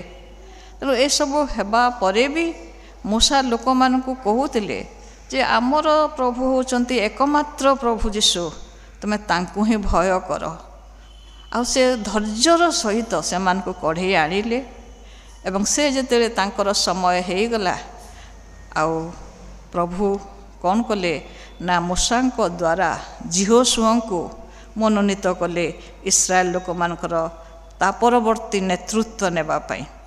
ଆଉ ସେ ସମୟରେ ସେମାନେ ଦୀର୍ଘ 40 ବର୍ଷ ପ୍ରାନ୍ତରରେ ଅତିକ୍ରମ କରିସାରିଛନ୍ତି ଏବଂ ଏ ସମୟରେ ଜିହୋଶୁଆଙ୍କୁ ଆଦେଶ ଦିଆଯାଉଛି ଯେ ତୁମେ କ'ଣ କର ନା ଲୋକମାନଙ୍କୁ ନେଇକରି କିଣାନ୍ ଦେଶରେ ପ୍ରବେଶ କରାଅ। ଆଉ ସେ କିଣାନ୍ ଦେଶରେ କରିବା ପାଇଁ ଆଗରୁ ତ ସେଠି ଲୋକମାନେ ଥିଲେ, ତେଣୁକରି ସେ କିଣାନ୍ ଦେଶରେ ପ୍ରବେଶ କରିବା ପାଇଁକା ତୁମକୁ ସେମାନଙ୍କୁ ତଡ଼ିବାକୁ ହେବ, ସମସ୍ତଙ୍କୁ ବିନଷ୍ଟ କରିବା ପାଇଁ ହେବ। ଏବଂ ଜିହୋଶୁଆ ପ୍ରଭୁଙ୍କର ବାଧ୍ୟ ହେଇ ତାଙ୍କର କାର୍ଯ୍ୟକାଳ ପ୍ରାୟ ଯୁଦ୍ଧରେ ଚାଲିଗଲା। କିଣାନ୍ ଦେଶକୁ ଜୟ କରିବା ପାଇଁ ସେଠି ଯେତେ ପ୍ରକାର ଗୋଷ୍ଠୀ ଥିଲେ, ମରିୟ, ପିରୁସିୟ, ଜିବୁସିୟ, ଏମିତିକିରି ପ୍ରାୟ 31ଟି ଯୁଦ୍ଧ କରିକିରି ଲୋକମାନଙ୍କୁ ନେଇକରି କିଣାନ୍ ଦେଶରେ ଥଇଥାନ କଲେ। ଆଉ ସେ ଥଇଥାନ କଲା ପରେ ଆମେ ଦେଖୁଛୁ ଲୋକମାନେ ଈଶ୍ୱରଙ୍କୁ ଭୁଲିଗଲେ। ଈଶ୍ୱରଙ୍କୁ ଭୁଲିଯିବାରୁ ତେଣୁ ତାଙ୍କର ଯେତେବେଳେ ଜିହୋଶୁଆଙ୍କର ଶେଷ ସମୟ ଆସିଯାଉଛି, ସେ ଦେଖୁଛନ୍ତି ଯେ ଆମର ଲୋକମାନେ ବା ଆମର ଯୁବାପିଢ଼ିମାନେ ଆଉ ପ୍ରଭୁଙ୍କୁ ଭୟ କରୁନାହାନ୍ତି କି ପ୍ରଭୁଙ୍କୁ ତାଙ୍କର ପୂଜା କରୁନାହାନ୍ତି। କାରଣ ଯେଉଁମାନେ ଥିଲେ ପ୍ରଭୁଙ୍କର କଥା ଅନୁସାରେ, ଯେଉଁମାନେ ବଚସା କରିଥିଲେ, ସେ 40 ବର୍ଷରୁ ଲୋକମାନେ ସମସ୍ତେ ପ୍ରାନ୍ତରରେ ମଲେ। ବାକି ସେମାନଙ୍କର ପରବର୍ତ୍ତୀ ପିଢ଼ି କିଣାନ୍ ଦେଶରେ ପ୍ରବେଶ କରୁଛନ୍ତି। ଆଉ ଏ ପରବର୍ତ୍ତୀ ପିଢ଼ି ପ୍ରଭୁଙ୍କୁ ଜାଣୁନାହାନ୍ତି। ସେମାନେ ଭାବୁଛନ୍ତି ଯେ ସବୁ ତ ଆରାମରେ ମିଳୁଛି, ଭାଟୋଇ ପକ୍ଷୀ ମିଳୁଛି, ମାନା ମିଳୁଛି, କିଛି ତ ଅସୁବିଧା ହେଉନି, ତେଣୁ କୌଣସି ପ୍ରଭୁଙ୍କୁ ମାନିବା ହେବ ନାହିଁ, ଦରକାର ନାହିଁ, ତାଙ୍କର ସେବା ଉପାସନା କରିବା ଦରକାର ନାହିଁ, ଯେମିତି ଚାଲୁଛି ଚାଲୁ। ତେଣୁ ଏଇ ଯେଉଁ ତାଙ୍କର ନିଷ୍ପତ୍ତି ତାଙ୍କୁ କେଉଁ ପ୍ରୋବ୍ଲେମ୍ ଆଡ଼କୁ ନେଇଗଲା। ଆଉ ଜିହୋଶୁଆ ଦେଖିଲେ ଲୋକମାନଙ୍କର ଏ ଦୁର୍ଦ୍ଦଶା, ବହୁତ ମନ ଦୁଃଖ କଲେ। ମନ ଦୁଃଖ କଲା ପରେ ସେ ଲୋକମାନଙ୍କୁ ବୁଝଉଛନ୍ତି। ସେ ଜିହୋଶୁଆର ତାର 23 ପର୍ବରୁ ସେ ଲୋକମାନଙ୍କୁ ବୁଝେଇ ଚାଲିଛନ୍ତି ଯେ ତୁମେ ବ୍ୟବସ୍ଥାରେ ଏସବୁ ଲେଖା ଅଛି, ତୁମେ ପ୍ରଭୁଙ୍କୁ ଇଏ କର, ମାନ, ତାଙ୍କୁ ଶପଥ କରାଅ। ମାନେ ବହୁତ ଲମ୍ବା ବିଷୟ ଅଛି। 23 ପର୍ବ 24 ପର୍ବରେ ସେ ବୁଝେଇ ଚାଲିଛନ୍ତି ଇସ୍ରାଏଲ ଲୋକମାନଙ୍କୁ। ଲୋକମାନେ ବୁଝୁଛନ୍ତି, କିନ୍ତୁ ସେ ନୂଆ ଯୁବପିଢ଼ି ଯେଉଁମାନେ ପ୍ରାନ୍ତରରେ ଜନ୍ମଗ୍ରହଣ କରିଥିଲେ ସେମାନେ ସେଗୁଡ଼ାକ ବୁଝିଲେ ନାହିଁ। ତେଣୁ ଲାଷ୍ଟରେ ଯେତେବେଳେ ଆମେ ଦେଖୁଛୁ ସେ ଜିହୋଶୁଆ 24:13 କହୁଛି, ପ୍ରଭୁ ଜିହୋଶୁଆ ମନେ ପକାଇ ଦେଉଛନ୍ତି ଯେ ତୁମେ ଯେଉଁଥିରେ ପରିଶ୍ରମ କରିନାହଁ ଏପରି ଏକ ଦେଶ ପ୍ରଭୁ ତୁମକୁ ଦେଲେ, ଯାହା ତୁମେ ନିର୍ମାଣ କରିନାହଁ ଏପରି ନଗର ତୁମକୁ ଦେଲେ, ତୁମେ ଯେଉଁଠାରେ ବାସ କରୁଛ ଆଉ ସେଥିରେ ଦ୍ରାକ୍ଷା କ୍ଷେତ୍ର ଅଛି, ଜିତ କ୍ଷେତ୍ର ରୋପଣ କଲ ନାହିଁ, କିନ୍ତୁ ତାହା ତୁମେ ଭୋଗ କରୁଛ। ପ୍ରଭୁ ସବୁ ମଙ୍ଗଳଦାନ ସେମାନଙ୍କୁ ଦେଲେ, କିନ୍ତୁ ଏମାନେ ପ୍ରଭୁଙ୍କୁ ଭୁଲି ଯାଇଛନ୍ତି। ଆମେ ଯେତେବେଳେ ଜୀବନରେ ଅତି ସୁଖରେ ଚଳୁ, ଆମର କୌଣସି ଅଭାବ ନଥାଏ, ଆମେ ପ୍ରଭୁଙ୍କୁ କେବେ ସ୍ମରଣ କରିନଥାଉ। ହଠାତ୍ ଯଦି ଦୁଃଖ ଆସିଗଲା, ରୋଗ ଆସିଗଲା, ସମସ୍ୟା ଆସିଗଲା, ଅଭାବ ଆସିଗଲା, ତାହେଲେ ଆମେ ପ୍ରଭୁଙ୍କୁ ଡାକୁ। ଏଠି ବି ଯୁବପିଢ଼ି ତାଙ୍କୁ କୁହାଯାଉଛି ଯେ ଦେଖ, ତୁମ ପ୍ରତି ଆମେ ଏତେ କଲୁ, କିନ୍ତୁ ତୁମେ କ'ଣ କରିଛ ନା ସବୁକୁ ଭୁଲି ଯାଇଛ। ତୁମେ ଯେଉଁ ଘର କରିନ ସେଇ ଘରେ ଯାଇ ବି ରହୁଛ। ଘରଟିଏ ଆଜିକାଲି କରିବା କେତେ କଷ୍ଟକର ବିଷୟ, କିନ୍ତୁ ତୁମେ ସେଇ ଯେଉଁ ଘର କରିନ ସେଇ ଘରେ ଆମେ ତୁମକୁ ରହିବା ପାଇଁ ଦେଲୁ। ଆମର ମଣିଷ ଜୀବନର 3ଟି ବେସିକ୍ ଜିନିଷ ହେଉଛି ଖାଦ୍ୟ, ବସ୍ତ୍ର, ବାସଗୃହ। ଆଉ ଆମେ ଦେଖୁଛୁ ପ୍ରଭୁ ଏଠି ସବୁକିଛି ଦେଉଛନ୍ତି, ସୁନ୍ଦର ନଗରମାନ ଦେଇଛନ୍ତି। ସେତେବେଳେ ନଗରମାନେ ପାଚେରୀ ବେଷ୍ଟିତ ନଗର ଦେଲେ, ଦ୍ରାକ୍ଷା କ୍ଷେତ୍ର, ଜିତ କ୍ଷେତ୍ର କିଛି ସେମାନେ ଚାଷ କରିନାହାନ୍ତି, କିନ୍ତୁ ପ୍ରଚୁର ଭାବରେ ଖାଇବାକୁ ଦେଲେ, କିନ୍ତୁ ସେମାନେ ପ୍ରଭୁଙ୍କୁ ଭୁଲିଗଲେ। ଆଉ ଶେଷ ସମୟରେ ଜିହୋଶୁଆଙ୍କର ମନରେ ଗୋଟେ ହତାଶ ଭାବ ଆସୁଛି ଯେ ଏ ଲୋକମାନଙ୍କର ପରବର୍ତ୍ତୀ ଜୀବନ କ'ଣ ହେବ। କାରଣ ଈଶ୍ୱର ବିହୀନ ଜୀବନ ଆମକୁ ଅନେକ କଷ୍ଟ ମଧ୍ୟ ଦେଇ ନେଇଯାଏ। ଯଦି ଆମେ ପ୍ରଭୁଙ୍କୁ ଲାଗିକି ରହିଥିବା ଆମ ଜୀବନରେ ଦୁଃଖ କଷ୍ଟ ଆସିଲେ ମଧ୍ୟ ଆମେ ତାକୁ ଅତିକ୍ରମ କରିପାରିବା। ଯଦି ଈଶ୍ୱର ନାହାନ୍ତି ତାହେଲେ ଆମେ ନିଜ ସୁବିବେଚନାରେ ଆଉଜି ପଡ଼ିବା। ଆମେ ଏଠି ବି ଦେଖୁଛୁ ଆମର ବେଶୀ ସାନ ପିଲା ନାହାନ୍ତି। ଯେକୌଣସି ମଣ୍ଡଳୀକୁ ଯାଅ ଆମର ଯୁବାପିଢ଼ି ବେଶୀ ରହନ୍ତିନି, ବୟସ୍କା ମାନେ ରହନ୍ତି। ଆଉ କାହିଁକି ନା ଯୁବାପିଢ଼ିଙ୍କର ସମସ୍ୟା ସବୁ ତ ଭଲରେ ଚାଲୁଛି। ଏଇ ସଂସାରଟା ଏତେ ଆମୋଦ ପ୍ରମୋଦରେ ପରିପୂର୍ଣ୍ଣ। ମୋବାଇଲ ଗୋଟେ ଯଦି ହାତରେ ରହିଯାଇଛି ସେମାନଙ୍କର ସ୍ୱର୍ଗ ସୁଖ। ତେଣୁ ମୋବାଇଲ ପାଇଲା ପରେ ସେମାନେ ଆଉ ପ୍ରଭୁଙ୍କୁ ମଧ୍ୟ ସ୍ମରଣ କରନ୍ତି ନାହିଁ। ଏହିପରି ଯେତେବେଳେ ସମସ୍ୟା ଆସିଲା ଜିହୋଶୁଆ ହତାଶ ହୋଇଗଲେ। 23 ପର୍ବ 24 ପର୍ବରେ ବୁଝେଇଛନ୍ତି ଲାଷ୍ଟ ମୋମେଣ୍ଟରେ ଗୋଟେ ନିରୁତ୍ସାହିତ ମନୋଭାବ ନେଇକରି ସେ କହୁଛନ୍ତି ହଉ ଯାହା କରୁଛ କର, ମୁଁ ତୁମକୁ ଏତେ ବୁଝେଇଲି କିନ୍ତୁ ତୁମେ ବୁଝୁନ, କାହାର ସେବା କରୁଛ କର। ଆଉ ଯେତେବେଳେ ସେମାନେ ଶୁଣୁଛନ୍ତି ସେଠିକାର ଲୋକମାନେ କହୁଛନ୍ତି ତୁମେ କାହାର ସେବା କରିବ। ଏଠି କହୁଛନ୍ତି ତୁମର ପୂର୍ବପୁରୁଷମାନେ ନଦୀର ସେପାରିରେ ଯେଉଁ ସେବା କଲେ, ଯେଉଁମାନଙ୍କର ମିଶର ଦେଶରେ ଯେଉଁ ଦେବତାମାନଙ୍କର ସେବା କଲେ, ସେଇ ଦେବତାମାନଙ୍କର କ'ଣ ସେବା କରିବ? ତେଣୁ ତାଙ୍କୁ ବୁଝଉଛନ୍ତି, ପ୍ରଶ୍ନ ପଚାରୁଛନ୍ତି। ତେଣୁ ଏବଂ ସେ 15 ପଦରେ କହୁଛନ୍ତି ତୁମ ଦୃଷ୍ଟିରେ ଯାହା ପ୍ରଭୁଙ୍କୁ ସେବା କରିବା ଯଦି ତୁମ ଦୃଷ୍ଟିରେ ମନ୍ଦ ଦେଖାଯାଏ, ମାନେ ସଦାପ୍ରଭୁ ଯିଏ ଆମର ସୃଷ୍ଟିକର୍ତ୍ତା ତାଙ୍କ ସେବା କରିବା ଯଦି ମନ୍ଦ ଦେଖାଯାଏ, ତେବେ ତୁମେମାନେ କାହାର ସେବା କରିବ କର। ଆଜିକାଲି ଆମେ ଅନେକ ବିଷୟର ସେବା କରୁ। ପିଲାମାନେ ବାଇବେଲ ପଢ଼ନ୍ତିନି, ଆଉ ବାଇବେଲ ନ ପଢ଼ିବା ଦ୍ୱାରା ଈଶ୍ୱରଙ୍କୁ ଠିକ୍ରେ ଜାଣିପାରନ୍ତି ନାହିଁ। ତେଣୁ ସେ କହୁଛନ୍ତି ତୁମର ପୂର୍ବପୁରୁଷମାନେ ଇମୋରିୟମାନଙ୍କର ସେବା କଲେ, ଦେବତାମାନଙ୍କୁ ସେବା କଲେ, ତୁମେ କ'ଣ କରୁଛ? ସେମାନେ ଶୁଣୁଛନ୍ତି କିନ୍ତୁ ଟିକେ ଯେତେବେଳେ ଆମେ ଫାଷ୍ଟ ଶୁଣୁ ତାହା ବୁଝିପାରୁ। ଏବଂ ତାପରେ ସେ 17 ପଦରେ କହୁଛନ୍ତି ଯେ ଆମେ ଅନ୍ୟ ଦେବତାମାନଙ୍କର ସେବା କରିବା ନାହିଁ, ଆମେ ପ୍ରଭୁଙ୍କର ସେବା କରିବା।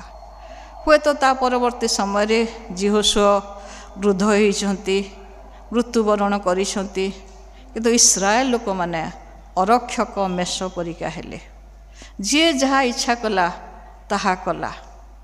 କୌଣସି ଗୋଟେ ମାନେ ତାଙ୍କ ଭିତରେ ଭୟ ରହିଲା ନାହିଁ, ପ୍ରଭୁ ଭୟ ରହିଲା ନାହିଁ। ତେଣୁକରି ସେମାନେ କ'ଣ କଲେ ନା ଯାହା ଇଚ୍ଛା ତାହା କଲେ, ଯାହାଙ୍କର ଇଚ୍ଛା ତାହା କଲେ। ଆମେ ଭାବୁ ଯେ ସେମାନେ କାହିଁକି ସେବା କଲେ ନାହିଁ, କାହିଁକି କଲେ ନାହିଁ। ତେବେ ରୋମିଓ ତାର 10 ପର୍ବ 14 ପଦରେ ପାଉଲ ଲେଖନ୍ତି ତେବେ ଯାହାକୁ ସେମାନେ ବିଶ୍ୱାସ କରିନାହାନ୍ତି ତାହାଙ୍କ ନିକଟରେ କେମିତି ପ୍ରାର୍ଥନା କରିବେ। ରୋମିଓ ତାର 10 ପର୍ବ 14 ପଦରେ ପୁଣି ଯାହାଙ୍କ କଥା ସେମାନେ ଶୁଣି ନାହାନ୍ତି କିପରି ତାହାଙ୍କୁ ବିଶ୍ୱାସ କରିବେ, ତାହାଙ୍କଠାରେ ବିଶ୍ୱାସ କରିବେ। ଆଉ ପ୍ରଚାରକ ବିନା ସେମାନେ କିପରି ଶୁଣିବେ। ତେଣୁ ଶୁଣେଇବା ପାଇଁ ବି ଜଣକୁ ଦରକାର, ସେମାନଙ୍କୁ ଜଣେଇବା ପାଇଁ ବି ଦରକାର ଅଛି ଯେ ସେମାନେ କାହାକୁ ବିଶ୍ୱାସ କରୁଛନ୍ତି, କାହାକୁ କରିବା କଥା, କାହାଠାରେ ପ୍ରାର୍ଥନା କରିବା କଥା, କେମିତି ପ୍ରାର୍ଥନା କରିବା କଥା, ଏଇଟା ମଧ୍ୟ ଆମକୁ ଜଣେଇବାକୁ ଅଛି। ଯେତେବେଳେ ଇସ୍ରାଏଲ ଲୋକମାନେ ପ୍ରଭୁଙ୍କୁ ଭୁଲିଗଲେ, ଯୁବାପିଢ଼ି ଯେଉଁଟାକି ବିଚାରକର୍ତ୍ତା ତାର 2 ପର୍ବର ସେ 10 ପଦରେ ଲେଖା ହେଇଛି ଯେ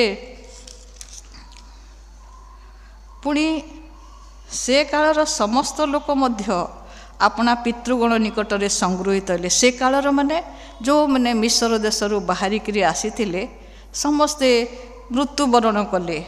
ଏବଂ ଯେଉଁମାନେ ସଦାପ୍ରଭୁଙ୍କୁ ଜ୍ଞାତ ନହେଲେ, ଯେଉଁମାନେ ସଦାପ୍ରଭୁଙ୍କୁ ଜାଣିଲେ ନାହିଁ କି ଇସ୍ରାଏଲ ପକ୍ଷରେ ତାଙ୍କର କୃତକର୍ମ ଦେଖିନଥିଲେ, ଏପରି ଲୋକମାନେ ତାପରେ ଉଠିଲେ। ଅର୍ଥାତ୍ ଏମିତି ଗୋଟେ ପିଢ଼ି ଆସିଲେ ଯେଉଁ ପିଢ଼ିମାନେ କି ସଦାପ୍ରଭୁ ଇସ୍ରାଏଲ ଲୋକମାନଙ୍କ ପ୍ରତି ଯେଉଁ ଆଶ୍ଚର୍ଯ୍ୟକର୍ମ କରିଥିଲେ, ସୁଫସାଗରକୁ 2 ଭାଗ କରିବା, ମାନା ଦେବା, ଭାଟୋଇ ପକ୍ଷୀ ଦେବା, ଜଳ ଦେବା, 40 ବର୍ଷ ଧରି ଲୁଗାପଟା ଚିରି ନେଇ, ଚପଲ ଛିଣ୍ଡି ନେଇ, ଏଇ ଯେଉଁ ମଙ୍ଗଳଦାନ ଗୁଡ଼ିକ ସେମାନେ ଜାଣିନଥିଲେ। କାହିଁକି?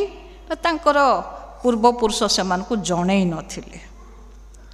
ତେବେ ଆମେ ଭାବିବା ଯଦି ଯେ ହଁ ସେ ତା ଆପେ ଆପେ ଜାଣିବ ନାହିଁ, ତେଣୁକରି ଆମକୁ ଜଣେଇବାକୁ ହେବ। ଆଉ ଯେହେତୁ ସେମାନେ ଜାଣିଲେ ନାହିଁ, କ'ଣ କଲେ? ଯେଉଁଟା 11 ପଦରେ ବିଚାରକର୍ତ୍ତା 2 ପର୍ବର 11 ପଦରେ କହିଲେ ଯେ ସଦାପ୍ରଭୁଙ୍କର ଦୃଷ୍ଟିରେ ଯାହା ମନ୍ଦ ତାହା କଲେ। ଅର୍ଥାତ୍ ଯେଉଁ ପିଲାମାନେ ପ୍ରଭୁଙ୍କୁ ଜାଣନ୍ତି ନାହିଁ ସେମାନେ ସବୁ ମନ୍ଦ କାମ କଲେ ଏବଂ ବାଲ ଦେବତାର ସେବା କଲେ। ବର୍ତ୍ତମାନ ଆମେ ଜଗତରେ ଦେଖୁଛୁ କେତେ ପ୍ରକାର କ୍ରାଇମ୍, ଜଣକୁ ମାରିଦେବା ପାଇଁ ଲୋକମାନେ ପଛଘୁଞ୍ଚା, ଆମେ ଯେମିତି ମଶାଟିଏ ମାରୁ କି ପିମ୍ପୁଡ଼ିଟିଏ ମାରୁ ସେମିତି ଲୋକମାନେ ମାରି ଦେଉଛନ୍ତି। ନାନା ପ୍ରକାର ମନ୍ଦତାରେ ପରିପୂର୍ଣ୍ଣ, ବ୍ୟଭିଚାର ହେଉ କିମ୍ବା ଅନ୍ୟାୟ ହେଉ, ଦୁର୍ନୀତି ହେଉ, ସବୁଠି କେଉଁଠି ବି ଗୋଟେ ବିଶ୍ୱସ୍ତତା ନାହିଁ, କେଉଁଠି ଗୋଟେ ପବିତ୍ରତା ନାହିଁ। ଆଉ ସବୁଠି ଆମେମାନେ ଯେଉଁମାନେ ପ୍ରଭୁଙ୍କୁ ଭୟ କରୁ, ଆମକୁ ଘରୁ ବାହାରିଲେ ଆମକୁ ଚିନ୍ତା ଲାଗୁଛି ଯେ କ'ଣ ହେବ। ଏତେ ଆକ୍ସିଡେଣ୍ଟ, ଏତେ ଭୟଙ୍କର ଜଘନ୍ୟ କାଣ୍ଡ ଗୁଡ଼ାକ ଯୁବା ପିଲାମାନେ କରୁଛନ୍ତି। କାହିଁକି ନା ସେମାନେ ପ୍ରଭୁଙ୍କୁ ଜାଣିନାହାନ୍ତି। ପ୍ରଭୁ ଭୟ ଥିଲେ ଆମେ କେବେ ବି ଭୁଲ କାମ କରିବା ନାହିଁ। ତେଣୁ ସେମାନେ ସଦାପ୍ରଭୁଙ୍କ ଦୃଷ୍ଟିରେ ଯାହା ମନ୍ଦ ତାହା କଲେ। କ'ଣ କଲେ? ନା ବାଲ ଦେବତାର ସେବା କଲେ। ପୁଣି ଯେଉଁ ପୈତୃକ ପରମେଶ୍ୱର ସଦାପ୍ରଭୁ ଆମର ଜୀବିତ ପରମେଶ୍ୱର, ଯିଏକି ସେମାନଙ୍କୁ ମିଶର ଦେଶରୁ ବାହାର କରି ଆଣିଥିଲେ, ତାଙ୍କୁ ଭୁଲିଗଲେ, ତାଙ୍କୁ ପରିତ୍ୟାଗ କଲେ। ଭୁଲିଗଲେ ନୁହଁ, ତ୍ୟାଗ କଲେ, କାରଣ ତାଙ୍କ ଦୃଷ୍ଟିରେ ସେଟା ତାଙ୍କୁ ଭଲ ଲାଗିଲା ନାହିଁ। ଅନ୍ୟ ଦେବତାଗଣର ଅନୁଗାମୀ ହେଲେ ଏବଂ ଚତୁର୍ଦିଗ ସ୍ଥିତ, ଅର୍ଥାତ୍ ତାଙ୍କର ଆଖପାଖରେ ଯେଉଁ ଲୋକମାନେ ଅଛନ୍ତି ନିଜର ପ୍ରଭୁଙ୍କୁ ଛାଡ଼ି ଦେଇକରି ଆଖପାଖର ଦେବତାମାନେ ଯେଉଁମାନେ ଅଛନ୍ତି ସେମାନଙ୍କୁ ସେବା କଲେ। ବର୍ତ୍ତମାନ ବି ଆମେ ଦେଖୁଛୁ ଆମର ଅନ୍ୟାନ୍ୟ ଧର୍ମର କେତେ କେତେ ଦେବତା ଅଛନ୍ତି। ଆମ ପିଲାମାନେ ବି କ'ଣ କରନ୍ତି ନା ସ୍କୁଲ କଲେଜରେ ପଢ଼ୁଥିଲା ବେଳକୁ ସେସବୁ ପୂଜା ପଦ୍ଧତିରେ ସାମିଲ ହୋଇଯାଆନ୍ତି। ସେ କୁହନ୍ତି ଆମେ କ'ଣ ଏଇଆ କରୁଛୁ, ସେୟା କରୁଛୁ, ହୋଲି ଖେଳନ୍ତି, ଦିୱାଲି ଖେଳନ୍ତି। ଅର୍ଥାତ୍ ଯେହେତୁ ପ୍ରଭୁ ଏସବୁକୁ ଚାହାନ୍ତି ନାହିଁ, କିନ୍ତୁ ଏଇ ପିଲାମାନେ ସବୁକୁ କରି ବସନ୍ତି ଚତୁର୍ଦିଗରେ। ସମସ୍ତଙ୍କର ସବୁ ପ୍ରକାର ଯେଉଁଟାକି ଖ୍ରୀଷ୍ଟିଆନ ସମାଜରେ ନାହିଁ, ସେହି ସବୁ ବିଷୟ ଗୁଡ଼ିକ, ସେଇ ରୀତିନୀତି ଗୁଡ଼ିକ ଆମେ ପାଳନ କରୁଛୁ। ଆମର ବାହାଘର ଗୋଟେ ଆସିଲା, ଆମେ ଦେଖୁଛୁ ଆଗରେ କିଛି ଏସବୁ ମେହେନ୍ଦି ନଥିଲା, ସଙ୍ଗୀତ ନଥିଲା। ଆମେ ଅନ୍ୟମାନଙ୍କର ପ୍ରରୋଚନାରେ ପଡ଼ିକରି ସେସବୁକୁ କରୁଛୁ। ଆମେ ଅନ୍ୟମାନଙ୍କର କଲଚରକୁ ନିଜ ପାଖକୁ ନେଇ ଆସୁଛୁ। ତେଣୁକରି ଦେଖୁଛୁ ଯେହେତୁ ସେ ବୈବାହିକ ଜୀବନ ବା ଯେଉଁ ପରିବାର ଗଠନ ହେଉଛି ସେଟା ଖ୍ରୀଷ୍ଟକେନ୍ଦ୍ରିକ ନ ହୋଇଥିବାରୁ ଏତେ ଜାକଜମକରେ ବାହା ହେଲା ପରେ, ଖର୍ଚ୍ଚ କଲା ପରେ ଆମେ ଦେଖୁଛୁ ପରିବାରର ବିଚ୍ଛେଦ ଘଟୁଛି। ପୁଅ ଅଲଗା ଜାଗାରେ, ଝିଅ ଅଲଗା ଜାଗାରେ। ଏସବୁ ସମସ୍ୟା କେବଳ ପ୍ରଭୁଙ୍କୁ ନ ଜାଣିବାର ସମସ୍ୟା। ପ୍ରଭୁଙ୍କୁ ଯଦି ଆମେ ଜାଣିବା ତାହେଲେ ଆମେ ତାଙ୍କଠାରେ ପ୍ରାର୍ଥନା କଲେ ସେ ସବୁକୁ ଇଏ କରିବେ। ତାପରେ କ'ଣ କଲେ? ସବୁ ଦେବତାମାନଙ୍କୁ ପ୍ରଣାମ କଲେ। ଅଷ୍ଟାରୋଧ ଦେବତାଗଣର, ବାଲ ଦେବଗଣର ସବୁ କଲେ, ମାନେ ଯାହା ଇଚ୍ଛା ତାହା କଲେ।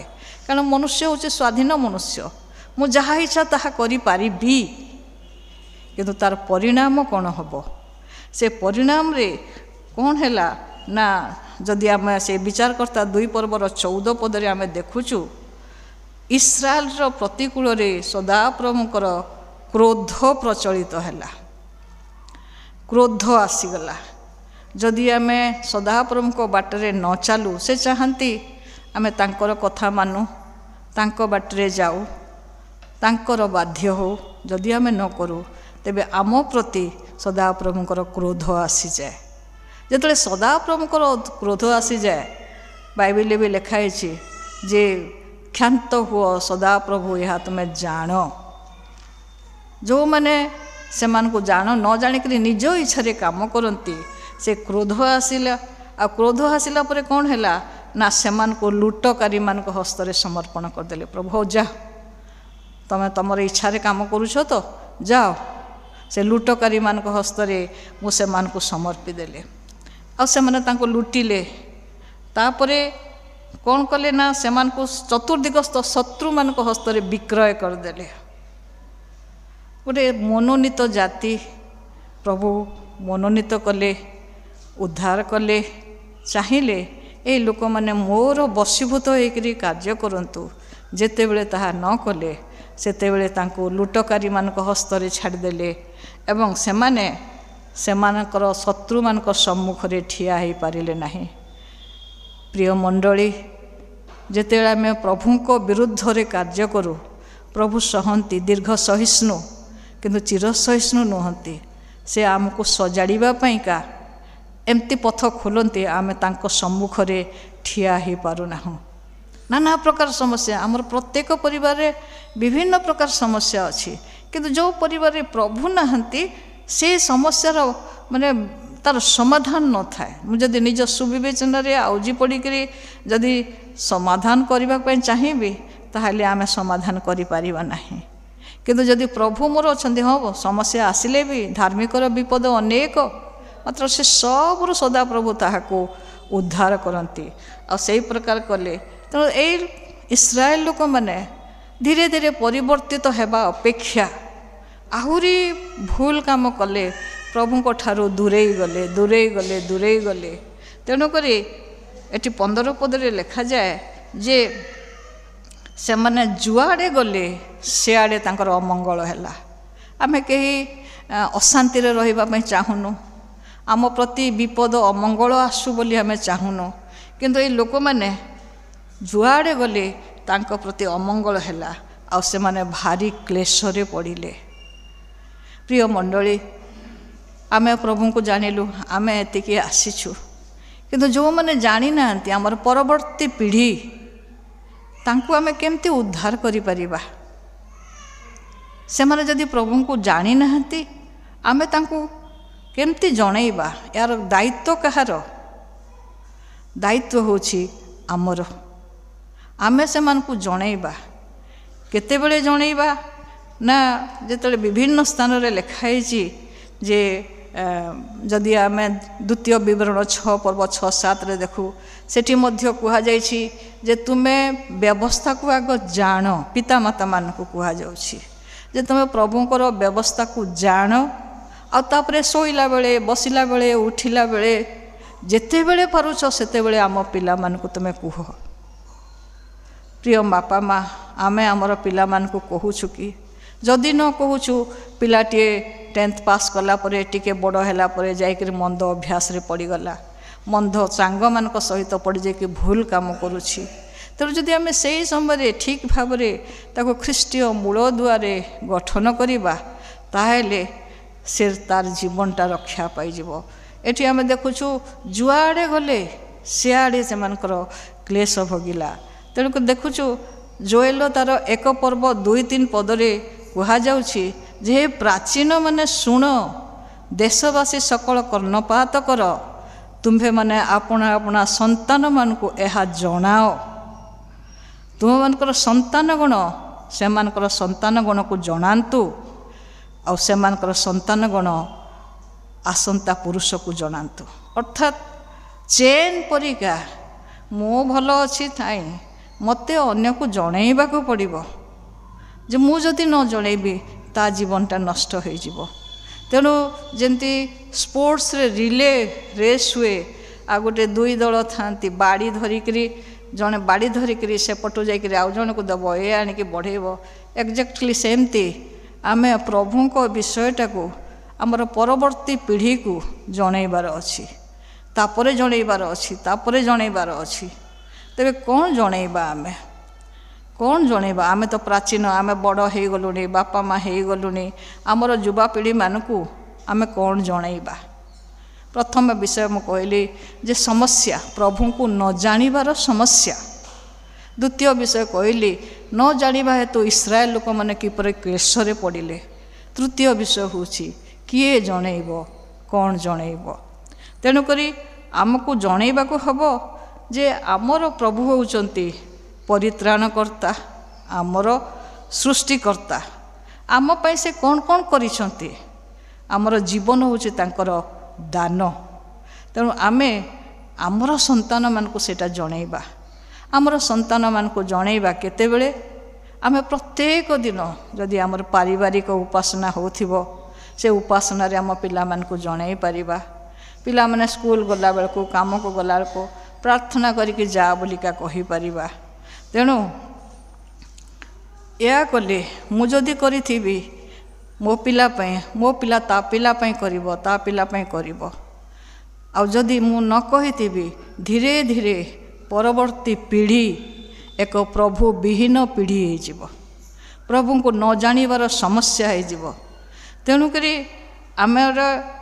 आमे प्रथम चिंता करूँ जे मु मो पिलांक पई टिके घर टिए करि दिए गोटे टंका पैसा टिके रखी दिए घर बाड़ी टंका पैसा जेमती पिला माने भलरे चलिबे ठीक अच्छी सेटा तो आमर कर्तव्य किंतु जदि मो पिला को मुझे प्रभु विषय को न जनइली ताहेले से केबे भी से गुड़ाक भी ठीक भाव में यूटिलाइज करि परिबो नाही तेणु कहिबार अछि जे आमे केमती जणैबा आमर पिला मानकू जणैबा तेणु आमे देखुछु ए जणैबा गोटे जानिबा मोबाइल विषय मनकर आमे न जानिथिले ताको ऑपरेट करि परिबा नाही वर्तमान आमे देखुछु जे मोबाइल विषय मु जेतिकी न जाने मोर 8 वर्षर नातुणी सेतिकी जानुछि मोबाइल जानी तो ताको मते प्रभु को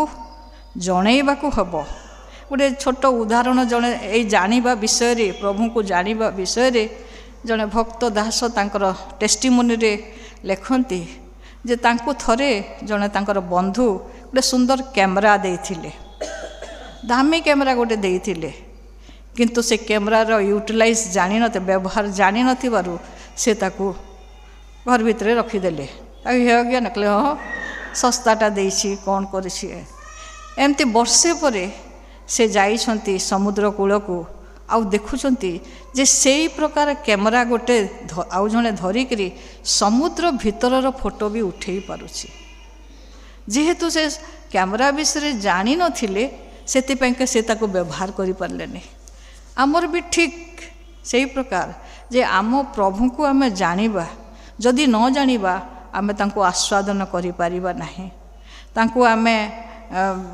से जे मंगलमय से जे आमर सब प्रकार चिंतार भार बहन करती ताहा आमे जदि जानिथिबा अन्य मानकु जणैबा जदि न जणैबा ताले आमर परवर्ती पीढ़ी को आमे हरेइबा दिन पर दिन जो प्रकार समस्या ए जगत रे आसुछि एक ईश्वर विहीन पीढ़ी जगत रे केवल रहीजिबे ख्रिस्टियान पिला हो अन्यान्य पिला हो अन्य धर्मर लोक मैंने जो प्रभु को जानुछंती से माने केते सुंदर भाव रे आसुछंती आमे जदि यूट्यूब रे टेस्टिमोनी गुड़ाक शुणुछु माने से प्रकार जो माने जानुछंती से केते भय रे आसुछंती किंतु आम पिला माने थरे थरे जानू नाहंती तेणुकरी जेमती जिहोशुआ कहिले जे तुमे कहार सेवा कर मनोनीत कर आमे से प्रकार न कहीकि आम पिला कहवा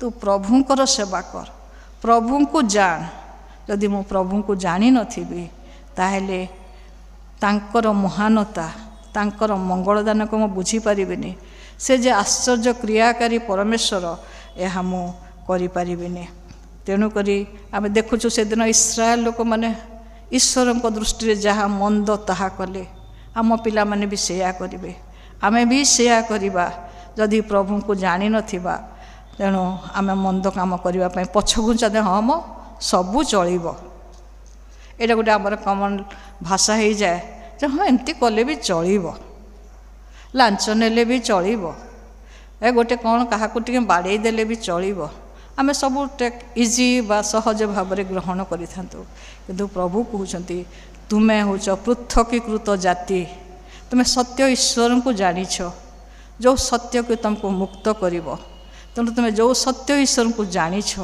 ସେହି ସତ୍ୟ ଈଶ୍ୱରଙ୍କୁ ତୁମେ ପରବର୍ତ୍ତୀ ପିଢ଼ିକୁ ଡାକ ଜଣାଅ।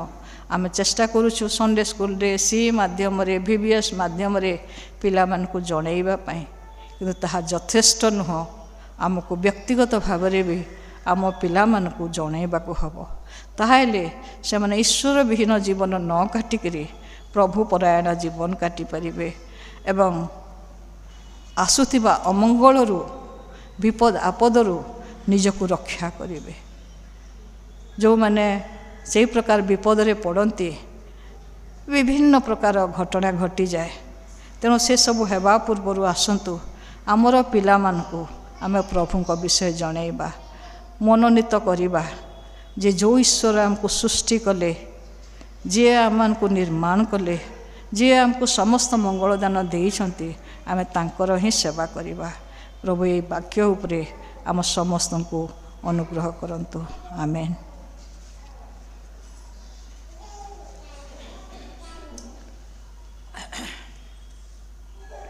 ଧନ୍ୟବାଦ ଭଉଣୀ। ବର୍ତ୍ତମାନ ଆମର ସମିତିର ଭଉଣୀ ମିନତି ଦାସକୁ ଅନୁରୋଧ କରେ ସେ ସ୍ଥାନକୁ ଆସିବେ ଏବଂ ସମସ୍ତ ପରିବାର ପାଇଁ ଏଠାକାର ମଣ୍ଡଳୀର ସମସ୍ତ ପରିବାର ଅସୁସ୍ଥ ପୀଡ଼ିତ ଭାଇ ଭଉଣୀମାନଙ୍କ ପାଇଁ ପ୍ରାର୍ଥନା କରିବେ। ମିନତି ଭଉଣୀ।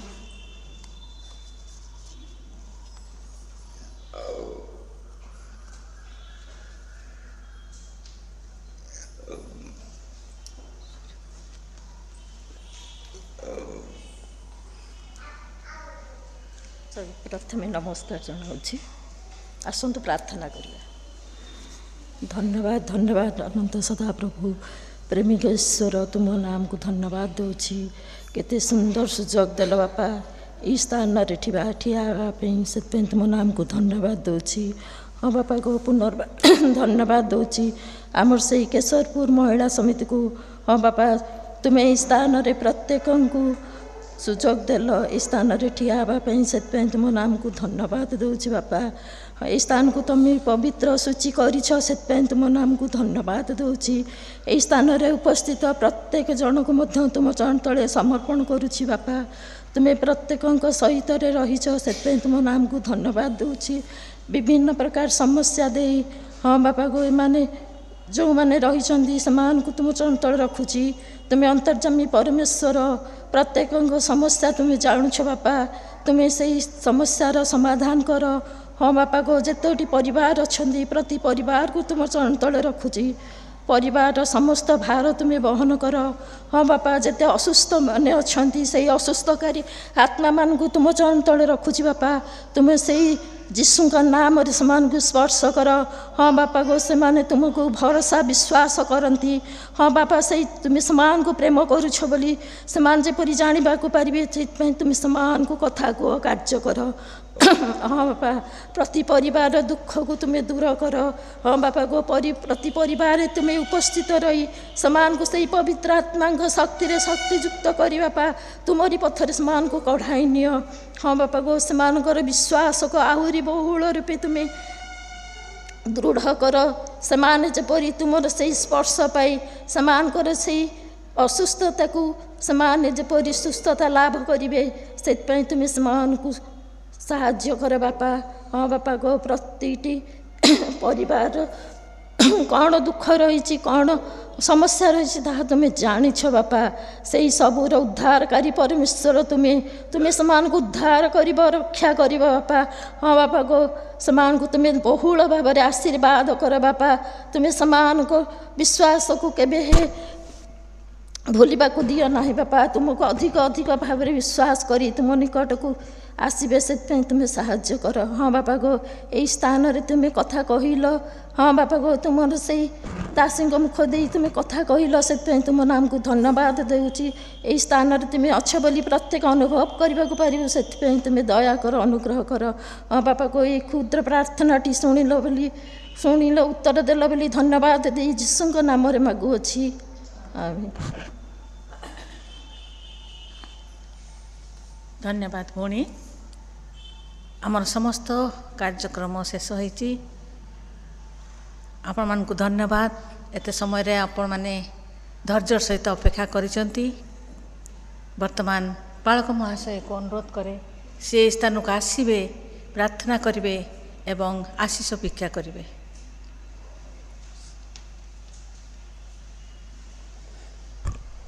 ହାଲେଲୁୟା, ହାଲେଲୁୟା, ପ୍ରେଜ୍ ଦ ଲର୍ଡ।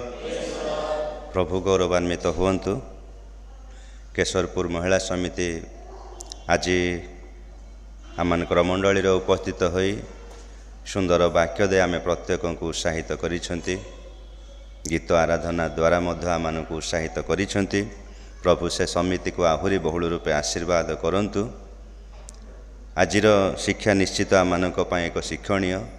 ଆମେ ସମସ୍ତେ ଆସିଛୁ ଆମମାନଙ୍କର ଯୁବାପିଢ଼ିକୁ ଆମେ କିଭଳି ପ୍ରଭୁଙ୍କ ନିକଟକୁ ଆଣିବା, ସେମାନେ ଯେପରି ଅବାଟକୁ ନ ଯାଇ ପ୍ରଭୁ ପ୍ରତି ଫେରିବେ, ସେଥିପାଇଁ ଆଜିର ଶିକ୍ଷା ଆମେ ପ୍ରତ୍ୟେକଙ୍କୁ ମଧ୍ୟ ଆହୁରି ସୁଶିକ୍ଷିତ କରୁ। ଆସନ୍ତୁ ଆମେ ପ୍ରାର୍ଥନା କରିବା, ତାପରେ ପ୍ରଭୁଙ୍କ ପ୍ରାର୍ଥନା କରି ଆଶୀର୍ବାଦ ଭିକ୍ଷାରେ ଆଜିର ଉପାସନା ଶେଷ କରିବା। ପ୍ରଭୁ ତୁମରି ଧନ୍ୟବାଦ କରୁଅଛୁ, ଗୌରବ କରୁଅଛୁ। ଆମେ ଯେବେ ତୁମ ନିକଟକୁ ଆସୁ ଆମେ ପ୍ରତ୍ୟେକଙ୍କୁ ପ୍ରଭୁ ତୁମରି ଗୌରବ ପାଇଁ ବ୍ୟବହୃତ ହେବା ପାଇଁ ସାହାଯ୍ୟ କରିବା ସହିତ ପ୍ରଭୁ ତୁମରି ଜୀବନ୍ତ ସତ୍ୟ ବାକ୍ୟ ଦ୍ୱାରା ଆମମାନଙ୍କୁ ଉତ୍ସାହିତ କରୁଅଛ। ତୁମରି ଜୀବନ୍ତ ସତ୍ୟ ବାକ୍ୟ ଦ୍ୱାରା ଆମମାନଙ୍କୁ ପ୍ରେରଣା ଦେଉଅଛ, କଥା କହୁଅଛ, ଆମମାନଙ୍କୁ ପ୍ରସ୍ତୁତ କରୁଅଛ। ଯାହା ଆମେ କରିପାରୁନାହୁଁ ଆଉ କିଛି ବିଷୟ କରିବା ପାଇଁ ଆମମାନଙ୍କୁ ଚାଳନା ଦେଉଅଛ। ପ୍ରଭୁ ସେଥିପାଇଁ ଧନ୍ୟବାଦ ଦେଉଛୁ। ଆଜିର ବାକ୍ୟ ଦେଇଥିବା ପ୍ରିୟ ଦାସୀଙ୍କୁ, ପରିଚାଳନା କରିଥିବା ପ୍ରିୟ ଦାସୀଙ୍କୁ, ପୁଣି ପ୍ରଭୁ ଆସିଥିବା ମହିଳା ସମିତିକୁ ପ୍ରଭୁ ଧନ୍ୟବାଦ ଦେଇ ପ୍ରାର୍ଥନା କରୁଅଛୁ। ସେମାନଙ୍କର ପ୍ରତ୍ୟେକଙ୍କୁ ଆହୁରି ବହୁଳ ରୂପେ ଆଶୀର୍ବାଦ କର।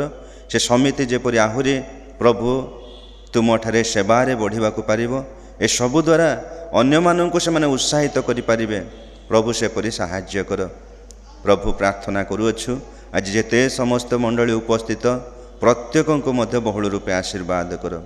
ବାକ୍ୟ ଶୁଣି ଚାଲିଯିବୁ ତାହା ନୁହେଁ, ଏହି ବାକ୍ୟର ମର୍ମ ବୁଝିବୁ, ଏହି ବାକ୍ୟକୁ ହୃଦୟ ମଧ୍ୟରେ ରଖିବୁ। ପୁଣି ପ୍ରଭୁ ଯେଉଁ ବିଷୟ ହୁଏତ ଆମେ କରିପାରିନାହୁଁ ଆଜି ପର୍ଯ୍ୟନ୍ତ, ତାହାକୁ ଆମେ ଧୀରେ ଧୀରେ କରିବାକୁ ଆରମ୍ଭ କରିବୁ।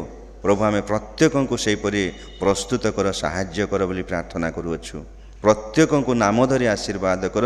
ପ୍ରତ୍ୟେକଙ୍କ ପରିବାରରେ ପ୍ରଭୁ ତୁମରି ଶାନ୍ତି ଏବଂ ମଙ୍ଗଳ ପ୍ରଦାନ କର। ମହିମା, ପ୍ରଶଂସା, ଗୌରବ କର୍ତ୍ତା ଆପଣ ଯୁଗେ ଯୁଗେ ତୁମରି ହେଉ। ଯୀଶୁଙ୍କ ନାମରେ କ୍ଷୁଦ୍ର ପ୍ରାର୍ଥନା ମାଗୁଅଛୁ, ଆମେନ୍। ହେ ଆମମାନଙ୍କ ସ୍ୱର୍ଗସ୍ଥ ପିତା, ତୁମ୍ଭ ନାମ ପବିତ୍ର ବୋଲି ମାନ୍ୟ ହେଉ। ତୁମ୍ଭ ରାଜ୍ୟ ଆସୁ, ଯେଉଁ ରୂପେ ସ୍ୱର୍ଗରେ ସେହି ରୂପେ ପୃଥିବୀରେ ତୁମ୍ଭ ଇଚ୍ଛା ସଫଳ ହେଉ। ଆଜି ଆମମାନଙ୍କୁ ପ୍ରয়োଜନୀୟ ଆହାର ଦିଅ। ଆମମାନେ ଯେପରି ନିଜ ନିଜ ଅପରାଧୀମାନଙ୍କୁ କ୍ଷମା କରିଅଛୁ, ସେହିପରି ଆମମାନଙ୍କ ଅପରାଧ ସବୁ କ୍ଷମା କର। ପରୀକ୍ଷାରେ ଆମମାନଙ୍କୁ ଆଣ ନାହିଁ, ମାତ୍ର ମନ୍ଦରୁ ରକ୍ଷା କର। ତେଣୁ ରାଜ୍ୟ, ପରାକ୍ରମ, ଗୌରବ ସଦା ସର୍ବଦା ତୁମ୍ଭର, ଆମେନ୍। ଏତେବେଳେ ପିତା ଈଶ୍ୱରଙ୍କ ପ୍ରେମ, ତ୍ରାଣକର୍ତ୍ତା ପ୍ରଭୁ ଯୀଶୁଖ୍ରୀଷ୍ଟଙ୍କର ଅନୁଗ୍ରହ, ଦୟା, ପବିତ୍ର ଆତ୍ମାଙ୍କ ଚିରନ୍ତନ ଶାନ୍ତି, ଶକ୍ତି, ସୁମଧୁର ସହଭାଗିତା ଉପସ୍ଥିତ ଅନୁପସ୍ଥିତ ମଣ୍ଡଳୀର ସମସ୍ତଙ୍କ ସଙ୍ଗେ ସଙ୍ଗେ ଥାଏ, ଚିରମଙ୍ଗଳ ଉପକାର କରନ୍ତୁ, ଆମେନ୍, ଆମେନ୍, ଆମେନ୍। ଧନ୍ୟବାଦ ସମସ୍ତଙ୍କୁ।